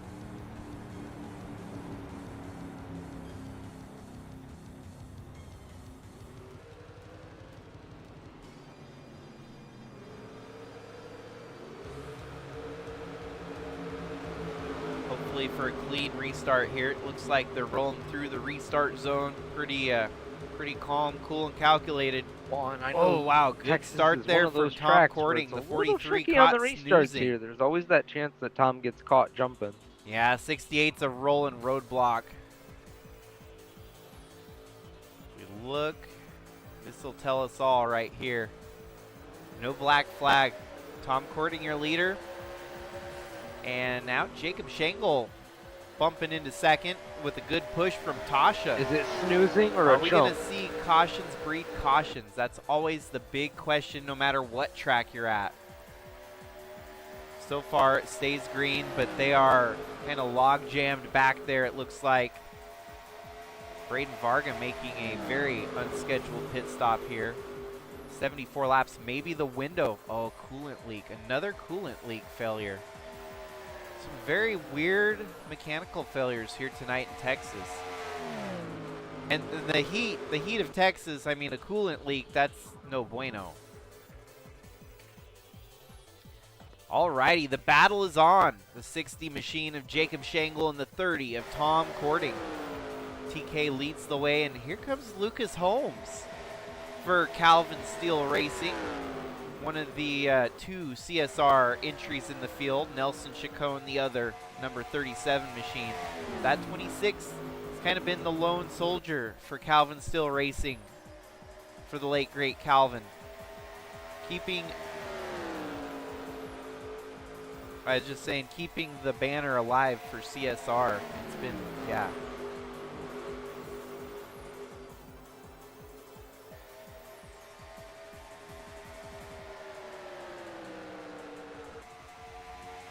Well, go ahead, sorry. 30, 60, 90. That'd be a cool way to finish 1, 2, 3, have the 3, 6, 9. All I was going to say was special. You counted the 3, you counted the 6. You didn't count the 9 there. In that trio. Jacob going on the inside. In the top 4. Might be able to use the 9 of Braden Varga as a pick here.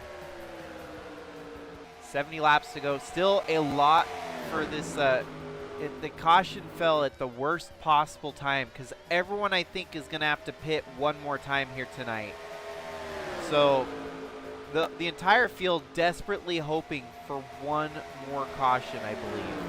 Because honestly, Braden Varga with that coolant leak, he's about to go a lap down right now, but he might be able to race all the way to the finish.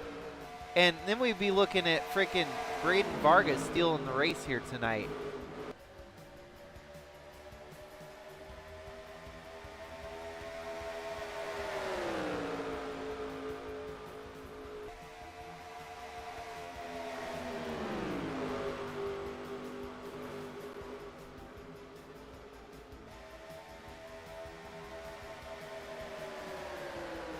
Yeah, he could still flip this around on everybody.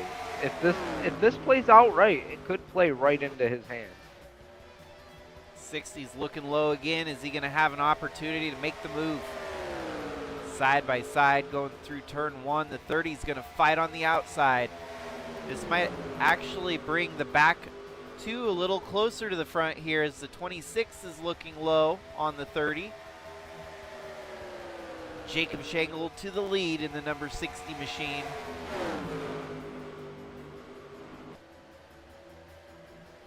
Up front for the Biff. And here comes Tasha. Tasha knocking on the door of second place.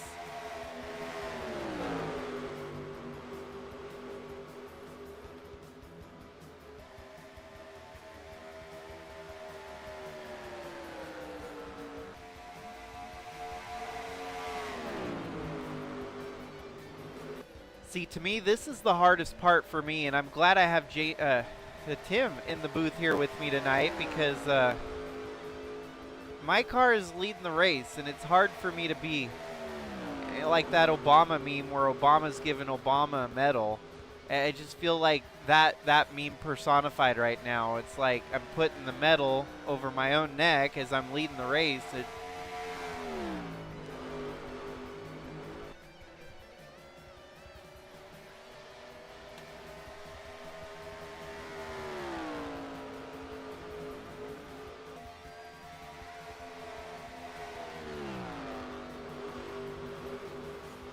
Yeah. Well, shoot, look at John Hagan up in the top 10. I think let's let this green flag play out. Yeah. And, well, and his trucks. Talk about a few of our more up-and-comers we don't typically talk about. His truck success is definitely what landed him here in the Cup car. And look at even the front nose kind of crinkled on John that thing. I wonder if he got into a bit of typically we think of him as more of a truck track. driver around these parts. So yeah, it seems top 10 for him, and Cup is a solid run. But that car's still running fast. Obviously, maybe a ticking time bomb with the fuel injector error that we've seen on the other Genesis cars out there tonight. So fingers crossed for the 88 machine. Maybe he caught a bit of a checkup. Jimmy that somebody had Logano, on the number pace 28, left right there behind him. It's been exciting to follow Jimmy Logano's career here in the Sigma Series. And, man, how about Luis Rodriguez bouncing back to a top 10 car again here? Maybe if this last run at the end of the race is short enough, he can still hold on for a solid top 10 finish. Wyatt Wilkinson up there in the points, and he's up there in the running order again here tonight. Rookie of the Year contender, and he's your second place in the point standings. He's second to Fireball Robert right now. So if James Fireball Robert does not increase his position here tonight, Wyatt Wilkinson could technically walk out of here tonight with the points lead. We've got Craig the Void and Chris Harvey. No, not at all. It's a definite morale booster.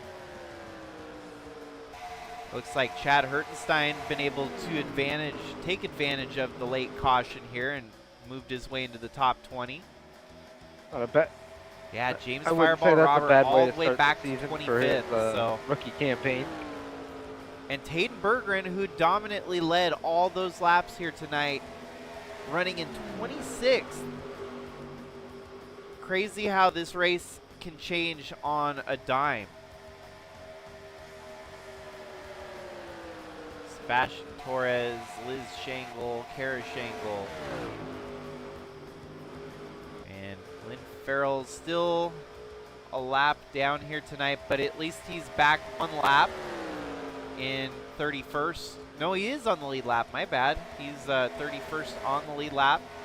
He's actually running faster than Kellen Relic at pace. So he's beaten one driver on track. Dodge, basically a Dodge associated car there.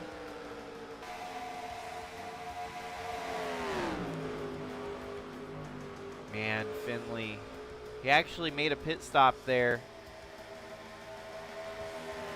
But yeah, his day's gone from what looked like a great run, man, and now a 42nd on track at the moment. That could potentially be another terrible finish on the season for him. Battle for the lead.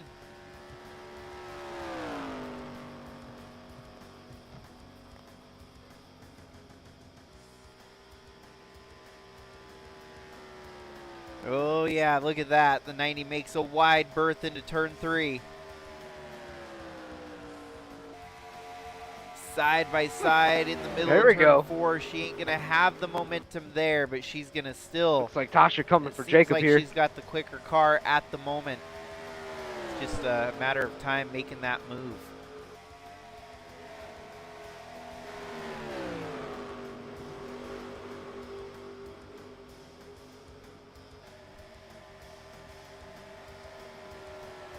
Yeah, no, I really dig the idea that I had putting together this season in tribute to Greg Biffle.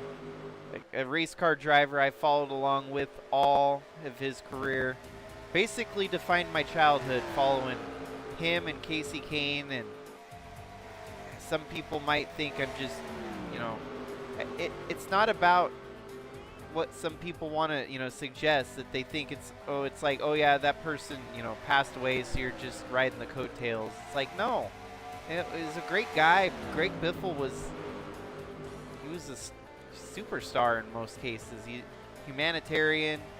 I just want to keep spreading that word and try to, you know, have people look more into their, you know, what they can do for others.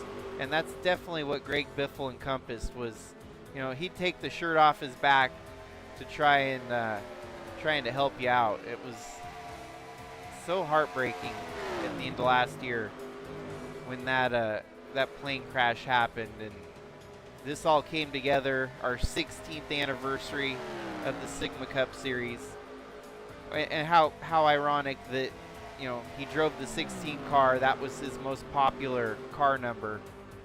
And it's our 16th anniversary here in the Sigma Cup Series. So, yeah, it's the year of the Biff, and it might as well be the year of the Biff every other racing series. I know there's the IMSA car that's running this exact same livery that the number 60 machine is here. And they actually gave a nod to me on Instagram.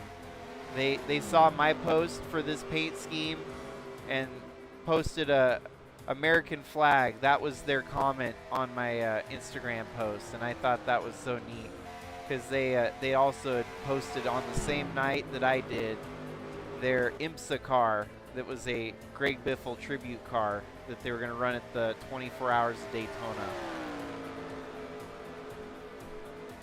So yeah, no, it's cool to see the 60 machine up front. I hope it's cathartic for others that were impacted by the loss of Greg Biffle. And that's really all it's about. Is like, we're here still on this earth, and we carry on. And I just, you know, hope that we can make those changes too for anyone that might need them, you know.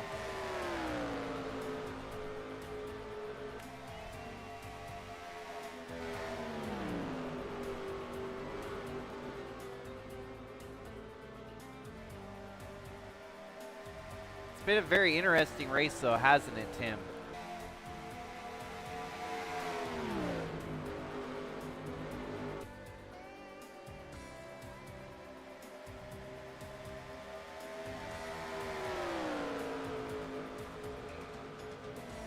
Yeah, I think it shows just how important that track position is because for whatever reason, the 43 car is Yeah, nowhere it's to be been seen very. now. And the big difference It's is been a that very these drivers up interesting race. front We had a have really that long clean air. green flag run with Taden Bergman basically running away with it. And now we've had, what, 3-4 lead changes over the last, like, 30 laps? Very. Yeah, very possible.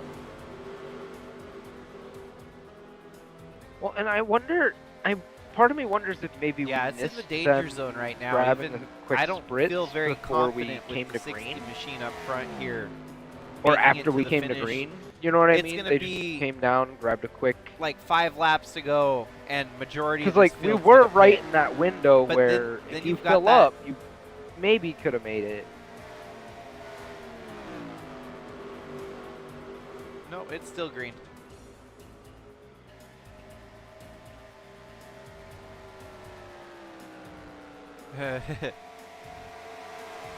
No, it's going to be enticing for some of these drivers to try and stretch it with 5 laps to go. I think we have a caution. Holy cow, look at the new faces up front. Luis Rodriguez has climbed up into the top 5. Jimmy Logano right there as well. I thought and I saw the flashing lights going back and forth. I was looks like, like they're what going to be happened? lined up about 3, 4, and 5 on track here. Tasha's getting passed for second. That's Jimmy Logano moving into second place. Last night, the race was won by Joey Johnson, a racer for Jimmy Logano Racing in the 82 machine. So Jimmy Logano maybe trying to do a twofer this week to get both of their cars to victory lane, Bridge to Cup and Cup. And Lucas Holmes in second, running down the 60. This is where you got to start wondering if the 60 is actually trying to save its fuel a little bit. Laying up a little bit, letting the other cars catch up to him. Knows that the fuel numbers, they're not matching, they're not meeting them right now. So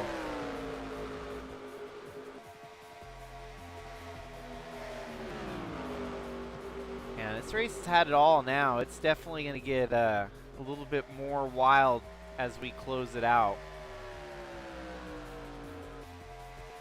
Wow, rough finish for Sebastian Torres. He had a top 10 car, and now he's fallen back to 27th.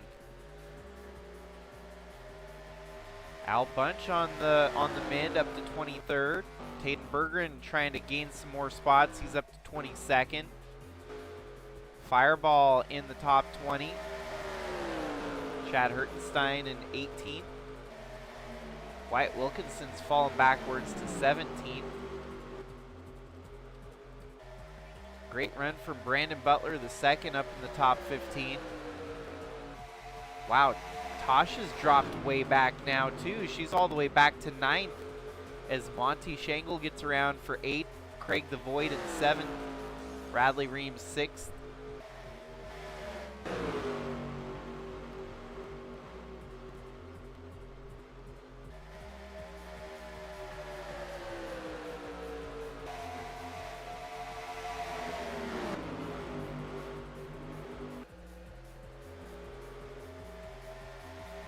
Yeah, I really think wonder if some we've cars reached the didn't come peak of what my computer's down capable one of last because when we the weren't music's looking, lagging, we were looking at which replays.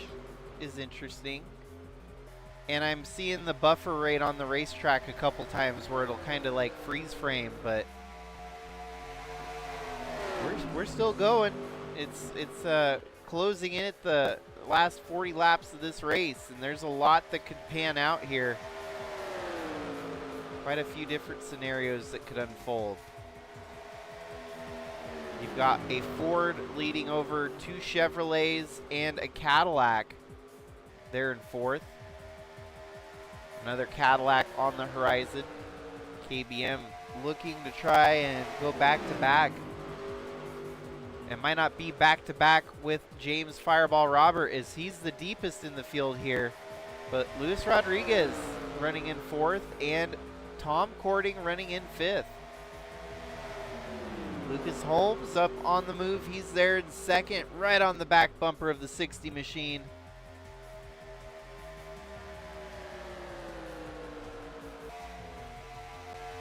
Oh, the 60 had to pit. He was, yeah, knew that the riding was on the wall. He's gonna try to go for the alternate strategy here and get back out there with fresh tires and make up the difference himself. So the 60 machine relinquishes the lead. Was it a mechanical failure though? I don't see him on pit road. No, he's still says.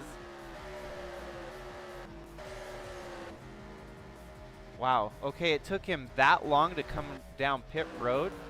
Oh, his pit stall is probably one of the first pit stalls. That's probably what happened. Yeah, so before the start finish line. I'm seeing zeros. I don't like that, friends. Yeah, a lot of takers down pit road. I'm kind of glad they didn't wait till 5 laps to go. They knew that they were not going to make it, so they kind of short stopped there. Yeah. Yep. Now who is your leader? John Hagen to the top spot.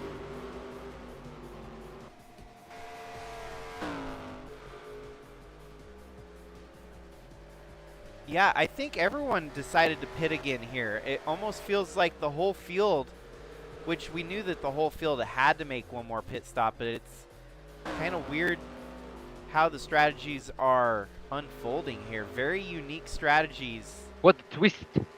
Very quiet racetrack. Kara Shangle second. Wow, Lynn Farrell is now your race leader. What in the world is going on? He's got Jacob Shangle right behind him, but Lynn Farrell on a lap of his own at the moment. 34 laps to go. I don't know if he's going to maintain this, but he's leading the race. And if he just coasts for the next 34 laps, his next in line that he's going to have to defend against is the 88 of John Hagen, who's got fresh tires. And he's just now exiting pit road, as you saw there.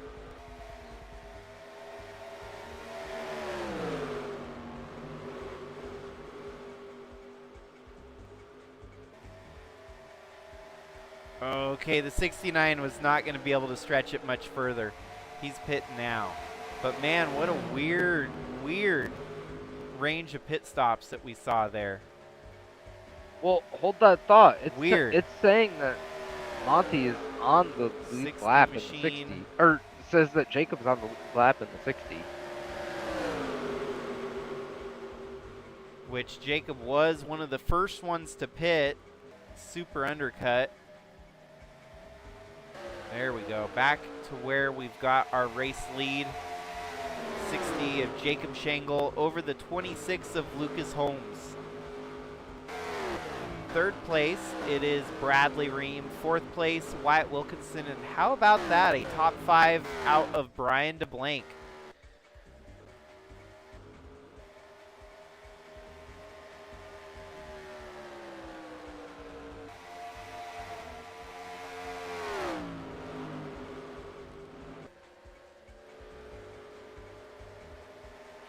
Whoa, whoa, whoa!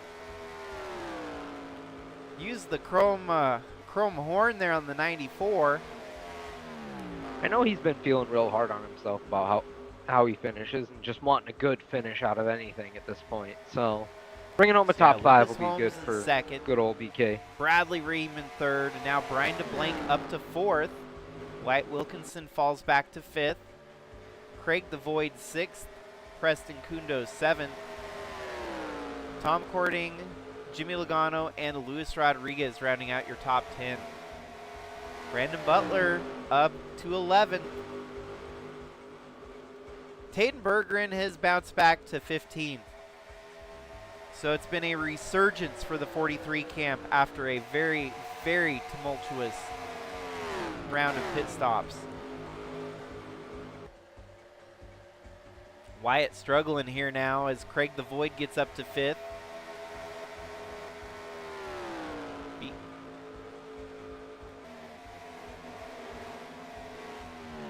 BK proven that he's got the speed. And he's also got the luck here tonight. Did not get that bad luck break like we've seen so many times. Lucas Holmes in second. He's got quite a gap to catch up to the 60 machine. 1.18 seconds the gap. So yeah, everyone pitted, including, I wonder where the 9 of Braden Vargas shook out in this whole, he's having to make another pit stop anyways. Yeah, his car just not right. Evidently, they still have to make some repairs on the 9 machine.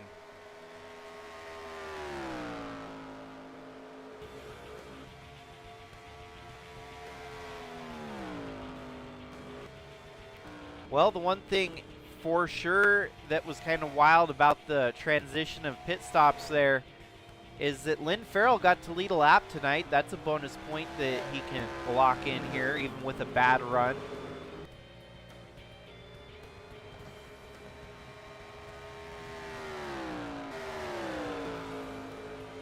And even with the damage he sustained on the first lap of the race, he might still be able to maintain a lead lap finish by the end of tonight too.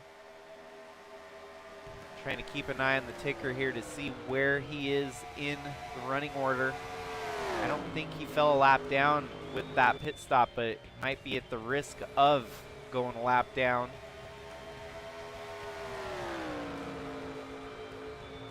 Yeah, 32nd. Actually back a lap down, unfortunately.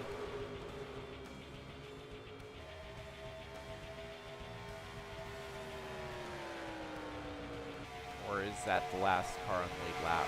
No, it's still the last car on the lead lap, so he could still muster a lead lap finish here tonight, even with the damage from lap 1. The lead's shrinking though. It's down to 0.98 seconds. Lucas Holmes is trying to close in on the 60 machine here. He's going about 1/10 faster each lap.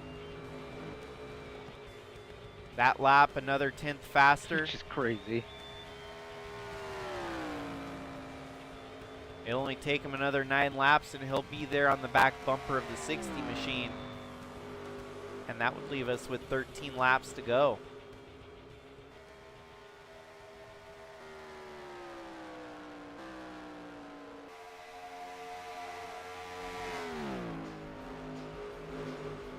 So one caution has been the tally here tonight. We'll go ahead and turn on better cautions green-white checker just in case. Hopefully we don't need it.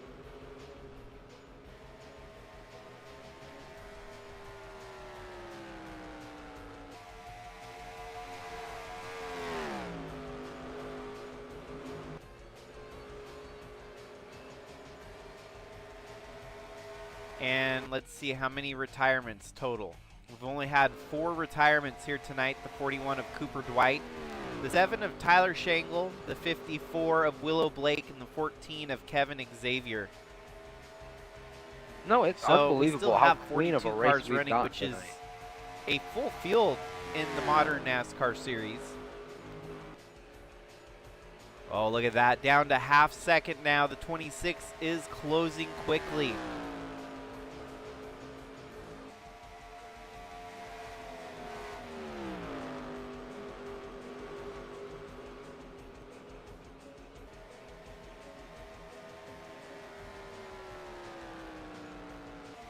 We've seen a couple last lap passes this season already amongst our Sigma Racing series of races.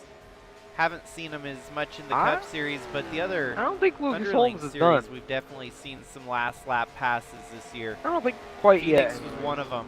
That was an exciting race. Unfortunately, Osiel Escobar led the most laps, but got ousted at the end of the race on the last lap by Cat Durham.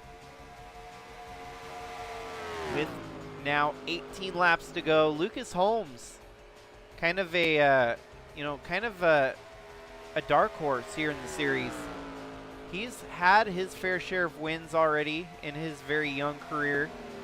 that number 26 machine, and it's just kind of the silent assassin that no one really thinks or considers.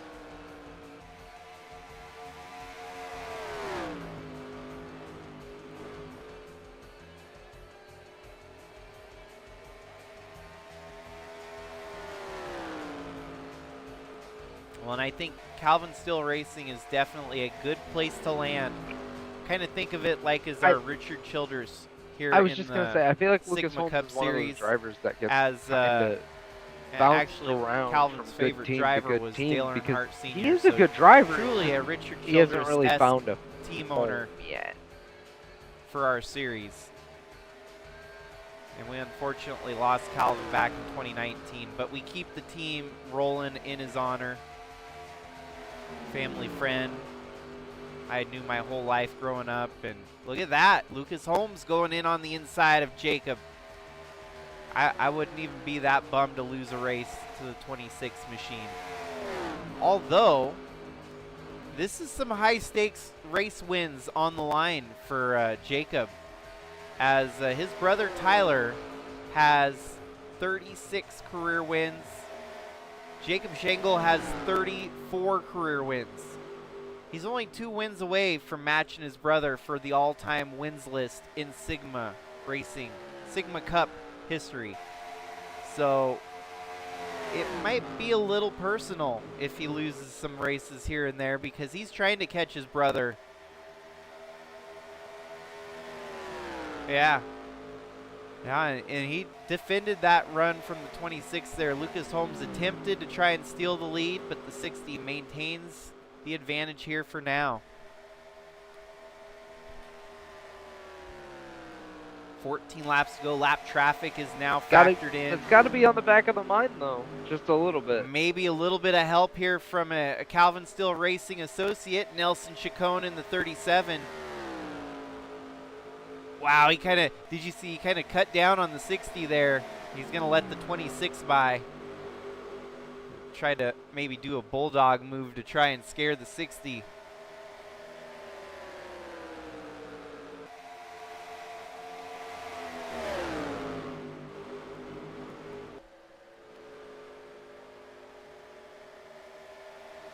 Oh, wow, the 71 cut off his run there. That could open up the door for the 26 to close in on him.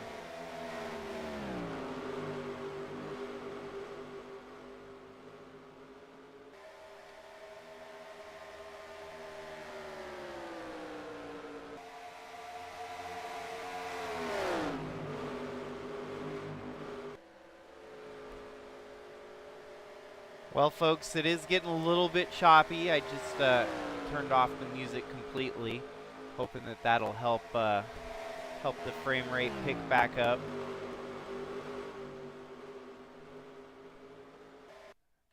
It's not very often that I do share screen and broadcast at the same time, so it's just if this was me 2 years ago, there's absolutely no way that this would be working on my gaming laptop. Now that I actually have a it was very rough. And luckily, now that I've actually got a full built PC for my gaming, it's pretty much just a glorified NR2003 console is what it is. But it gets the job done. And I remember us trying light to do years these better. Your gaming laptop. That was rough. The frame rate is noticeably better. And here we are, down to the final 10 laps here in the No Limits 351 at Texas.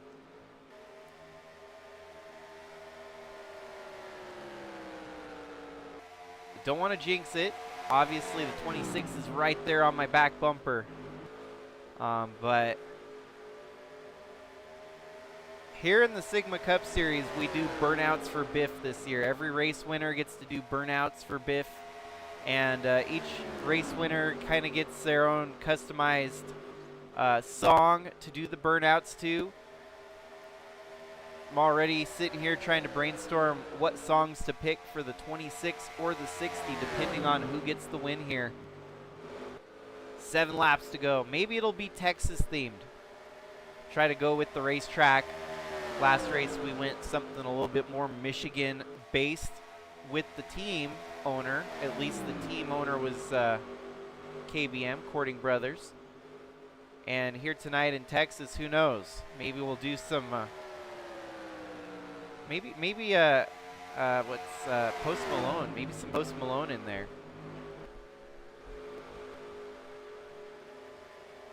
Texas T, I think, would be a great one, especially because we're at Texas here. I got to go watch something a little Texas two-steppy. Post Malone and Jelly Roll in concert in Portland. That was pretty darn cool. Okay. Might not be everyone's cup of tea, especially Jelly Roll. I know some people are like, I've heard so many stories that people are like, well, they appreciate his, his story, but not necessarily his music kind of thing. It's like, yeah, I guess that's kind of your common consensus. It's like he either speaks to you or he doesn't kind of thing. That's kind of where he is with his art style,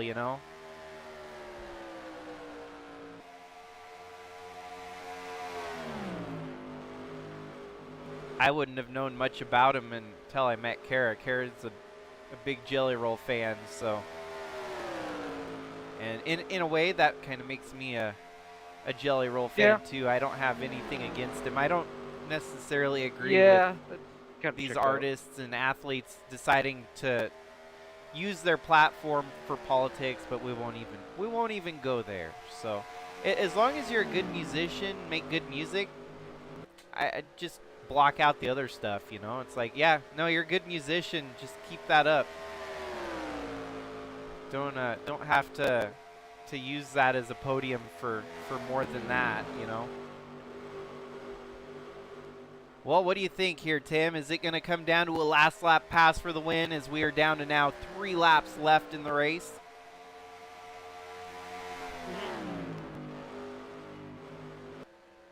Man, I hope we get a photo finish. That would make for some excitement here tonight. At least it is coming down to the final laps here. That 26 is right there on the back bumper.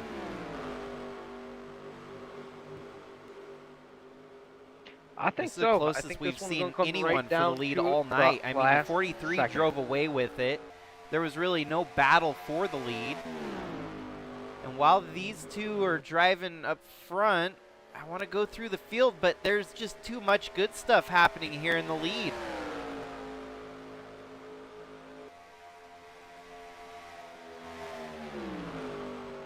Yeah, side by side down the backstretch. Oh. Side by side, the 60 is going to carry his momentum on the outside, and he keeps just an edge on the 26. Yeah, but look. Just blood about in the every water. time we start to talk about it, Should be the white flag. I think the white flag was waving. Which he might. Woven. There's no such thing as woven. I think he's going to get it coming one from more 3 and lap 4 to here, go. maybe. 26 right there, side by side with the 60. He tries to cut down in front. The 26 does not have the advantage now. The 60 closes the door. Jacob Schenkel is going to roll around to his 35th career win here in the Sigma Cup Series. But how about the charge from some of the other folks? Second place, Lucas Holmes. Third place, Craig the Void. Dude, Brandon Butler the second. I think we're going to have to look at the replays here tonight, too, before we close things out. Because there's some unexplainables here in the top 5 that really just showed up at the end there. I mean, that second group of 4 there was coming. Kind of scared. If we would have had a few more laps, those 4 would have got there. Doing its shit right now. Save race 6 of 42. Hit OK. Well, I guess cue the Obama meme of Obama presenting the medal to Obama, because I just ended up winning the race here tonight, the number 60 machine for Greg Biffle. That's 2 times now we've had a Greg Biffle car win a race this year, so that's pretty neat. Race 6 nonetheless, so the 6 6th race, we get to see the number 60 machine in victory lane. We saw the 16 on race number 3. So let's also get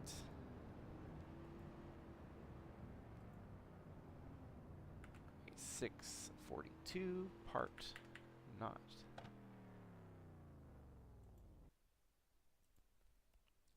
And I do want to watch replays real quick, but so that we get everything else underway, make sure I got that saved. It is weird how this thing didn't crash here. It was acting like it was going to crash for the last half an hour, basically. But that, yeah, it's just NR sometimes. Gave it the true stress test here tonight.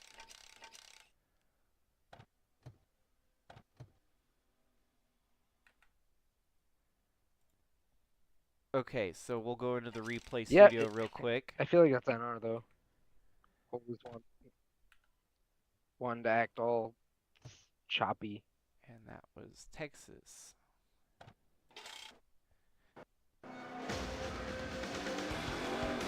Yeah, I want to see the 42 in particular of Brandon Butler II and see just how far he came back. He was outside the top 15, I feel like.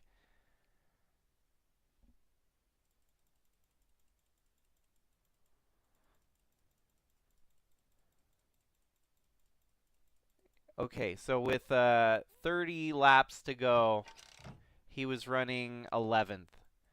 And actually, if you go back to 35 laps to go, he was 16th on the restart.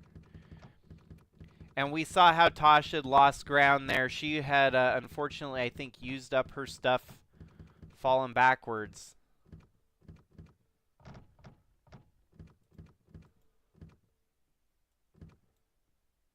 Hold on, folks. There we go.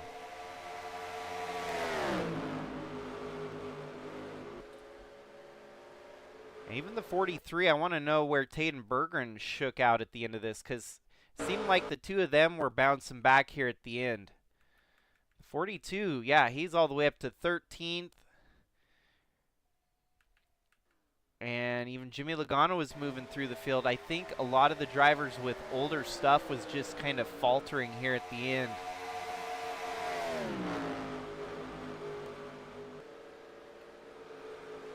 Heck, even the frame rate's acting all choppy during the replay, which is weird.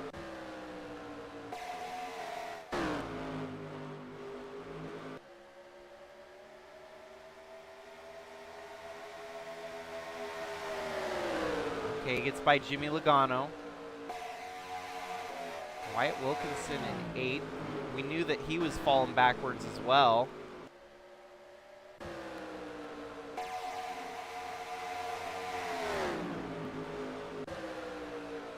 It's not like there was a lot of lap traffic. There was the 23. Now then there was the 94.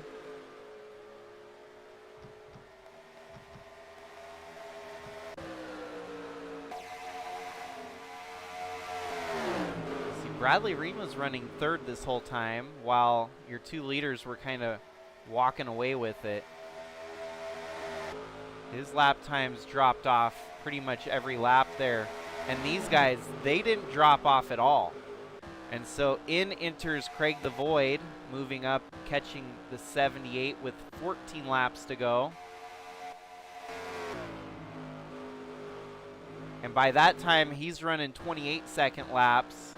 Craig the Void still kind of in the 27-second bracket, as is Brandon Butler.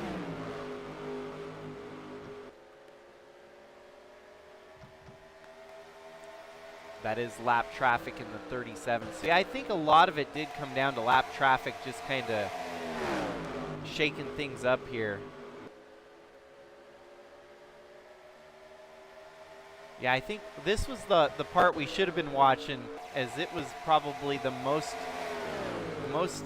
position swapping at the end of the race than our lead.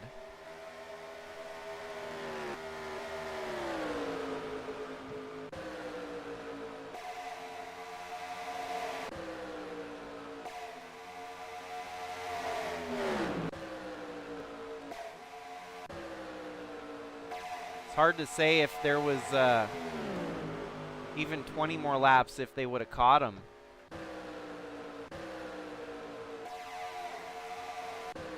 Especially when they got side by side here on the last lap.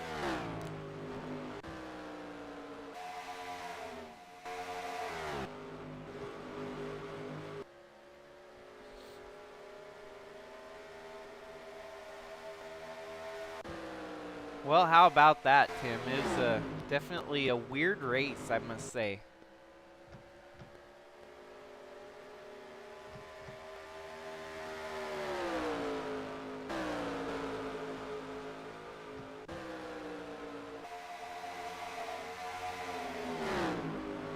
So Tom Cording comes home 5th, Preston Kundo 6th, Bradley Ream 7th, Yeah. Gilwood Army 8th, Monty Shangle 9th, almost Jimmy 60, Logano 70 10th, laps. Luis of Rodriguez green flag 11th, racing just for Tasha it Wright to- 12th, Brian DeBlanc, BK Crazy 13th, race. Crazy race. John Hagan. Wow. Wyatt Wilkinson fell pretty far back at the end there. The car kind of lost its touch there at the end. Chris Harvey with the top 15, and Taden Berggren led the most laps and came home in 17th. James Fireball Robert was able to bounce back for an 18th. Chaz Chadwick 19th.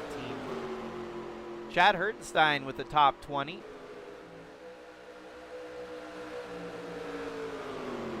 Al Bunch 23rd. And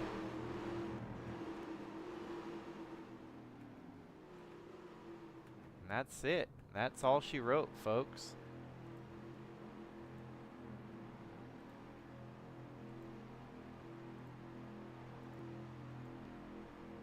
Well, at least it did come down to kind of a battle for the win as they were getting side by side, but unfortunately the 26 was not able to stump the 60 here tonight.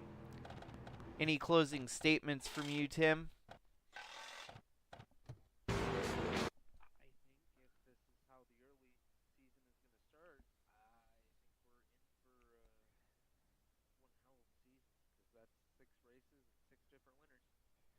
Yeah, it's been a treat so far. 6 very wacky races. I mean, I must say, the fact that we have not had one driver dominant, and now the 60 machine parks in victory lane, and he was 41st in the points rolling into tonight. One hell of a season, because that's I 6 think races and we 6 might have different to winners. start coining a term, expect the unexpected, because that's just kind of the name of the game this year.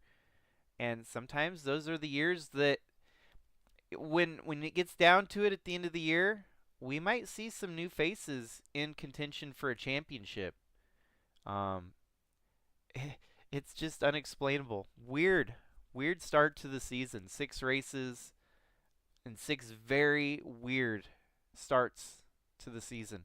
And I must say, after I added the extra pit stalls to all these tracks, it seems like adding those pit stalls have totally just lobotomized the AI at these racetracks. I mean, the pit stops we saw here tonight, so many bad botched pit stops, and then all of a sudden a caution would come out and then they'd flip-flop to the front of the field again. So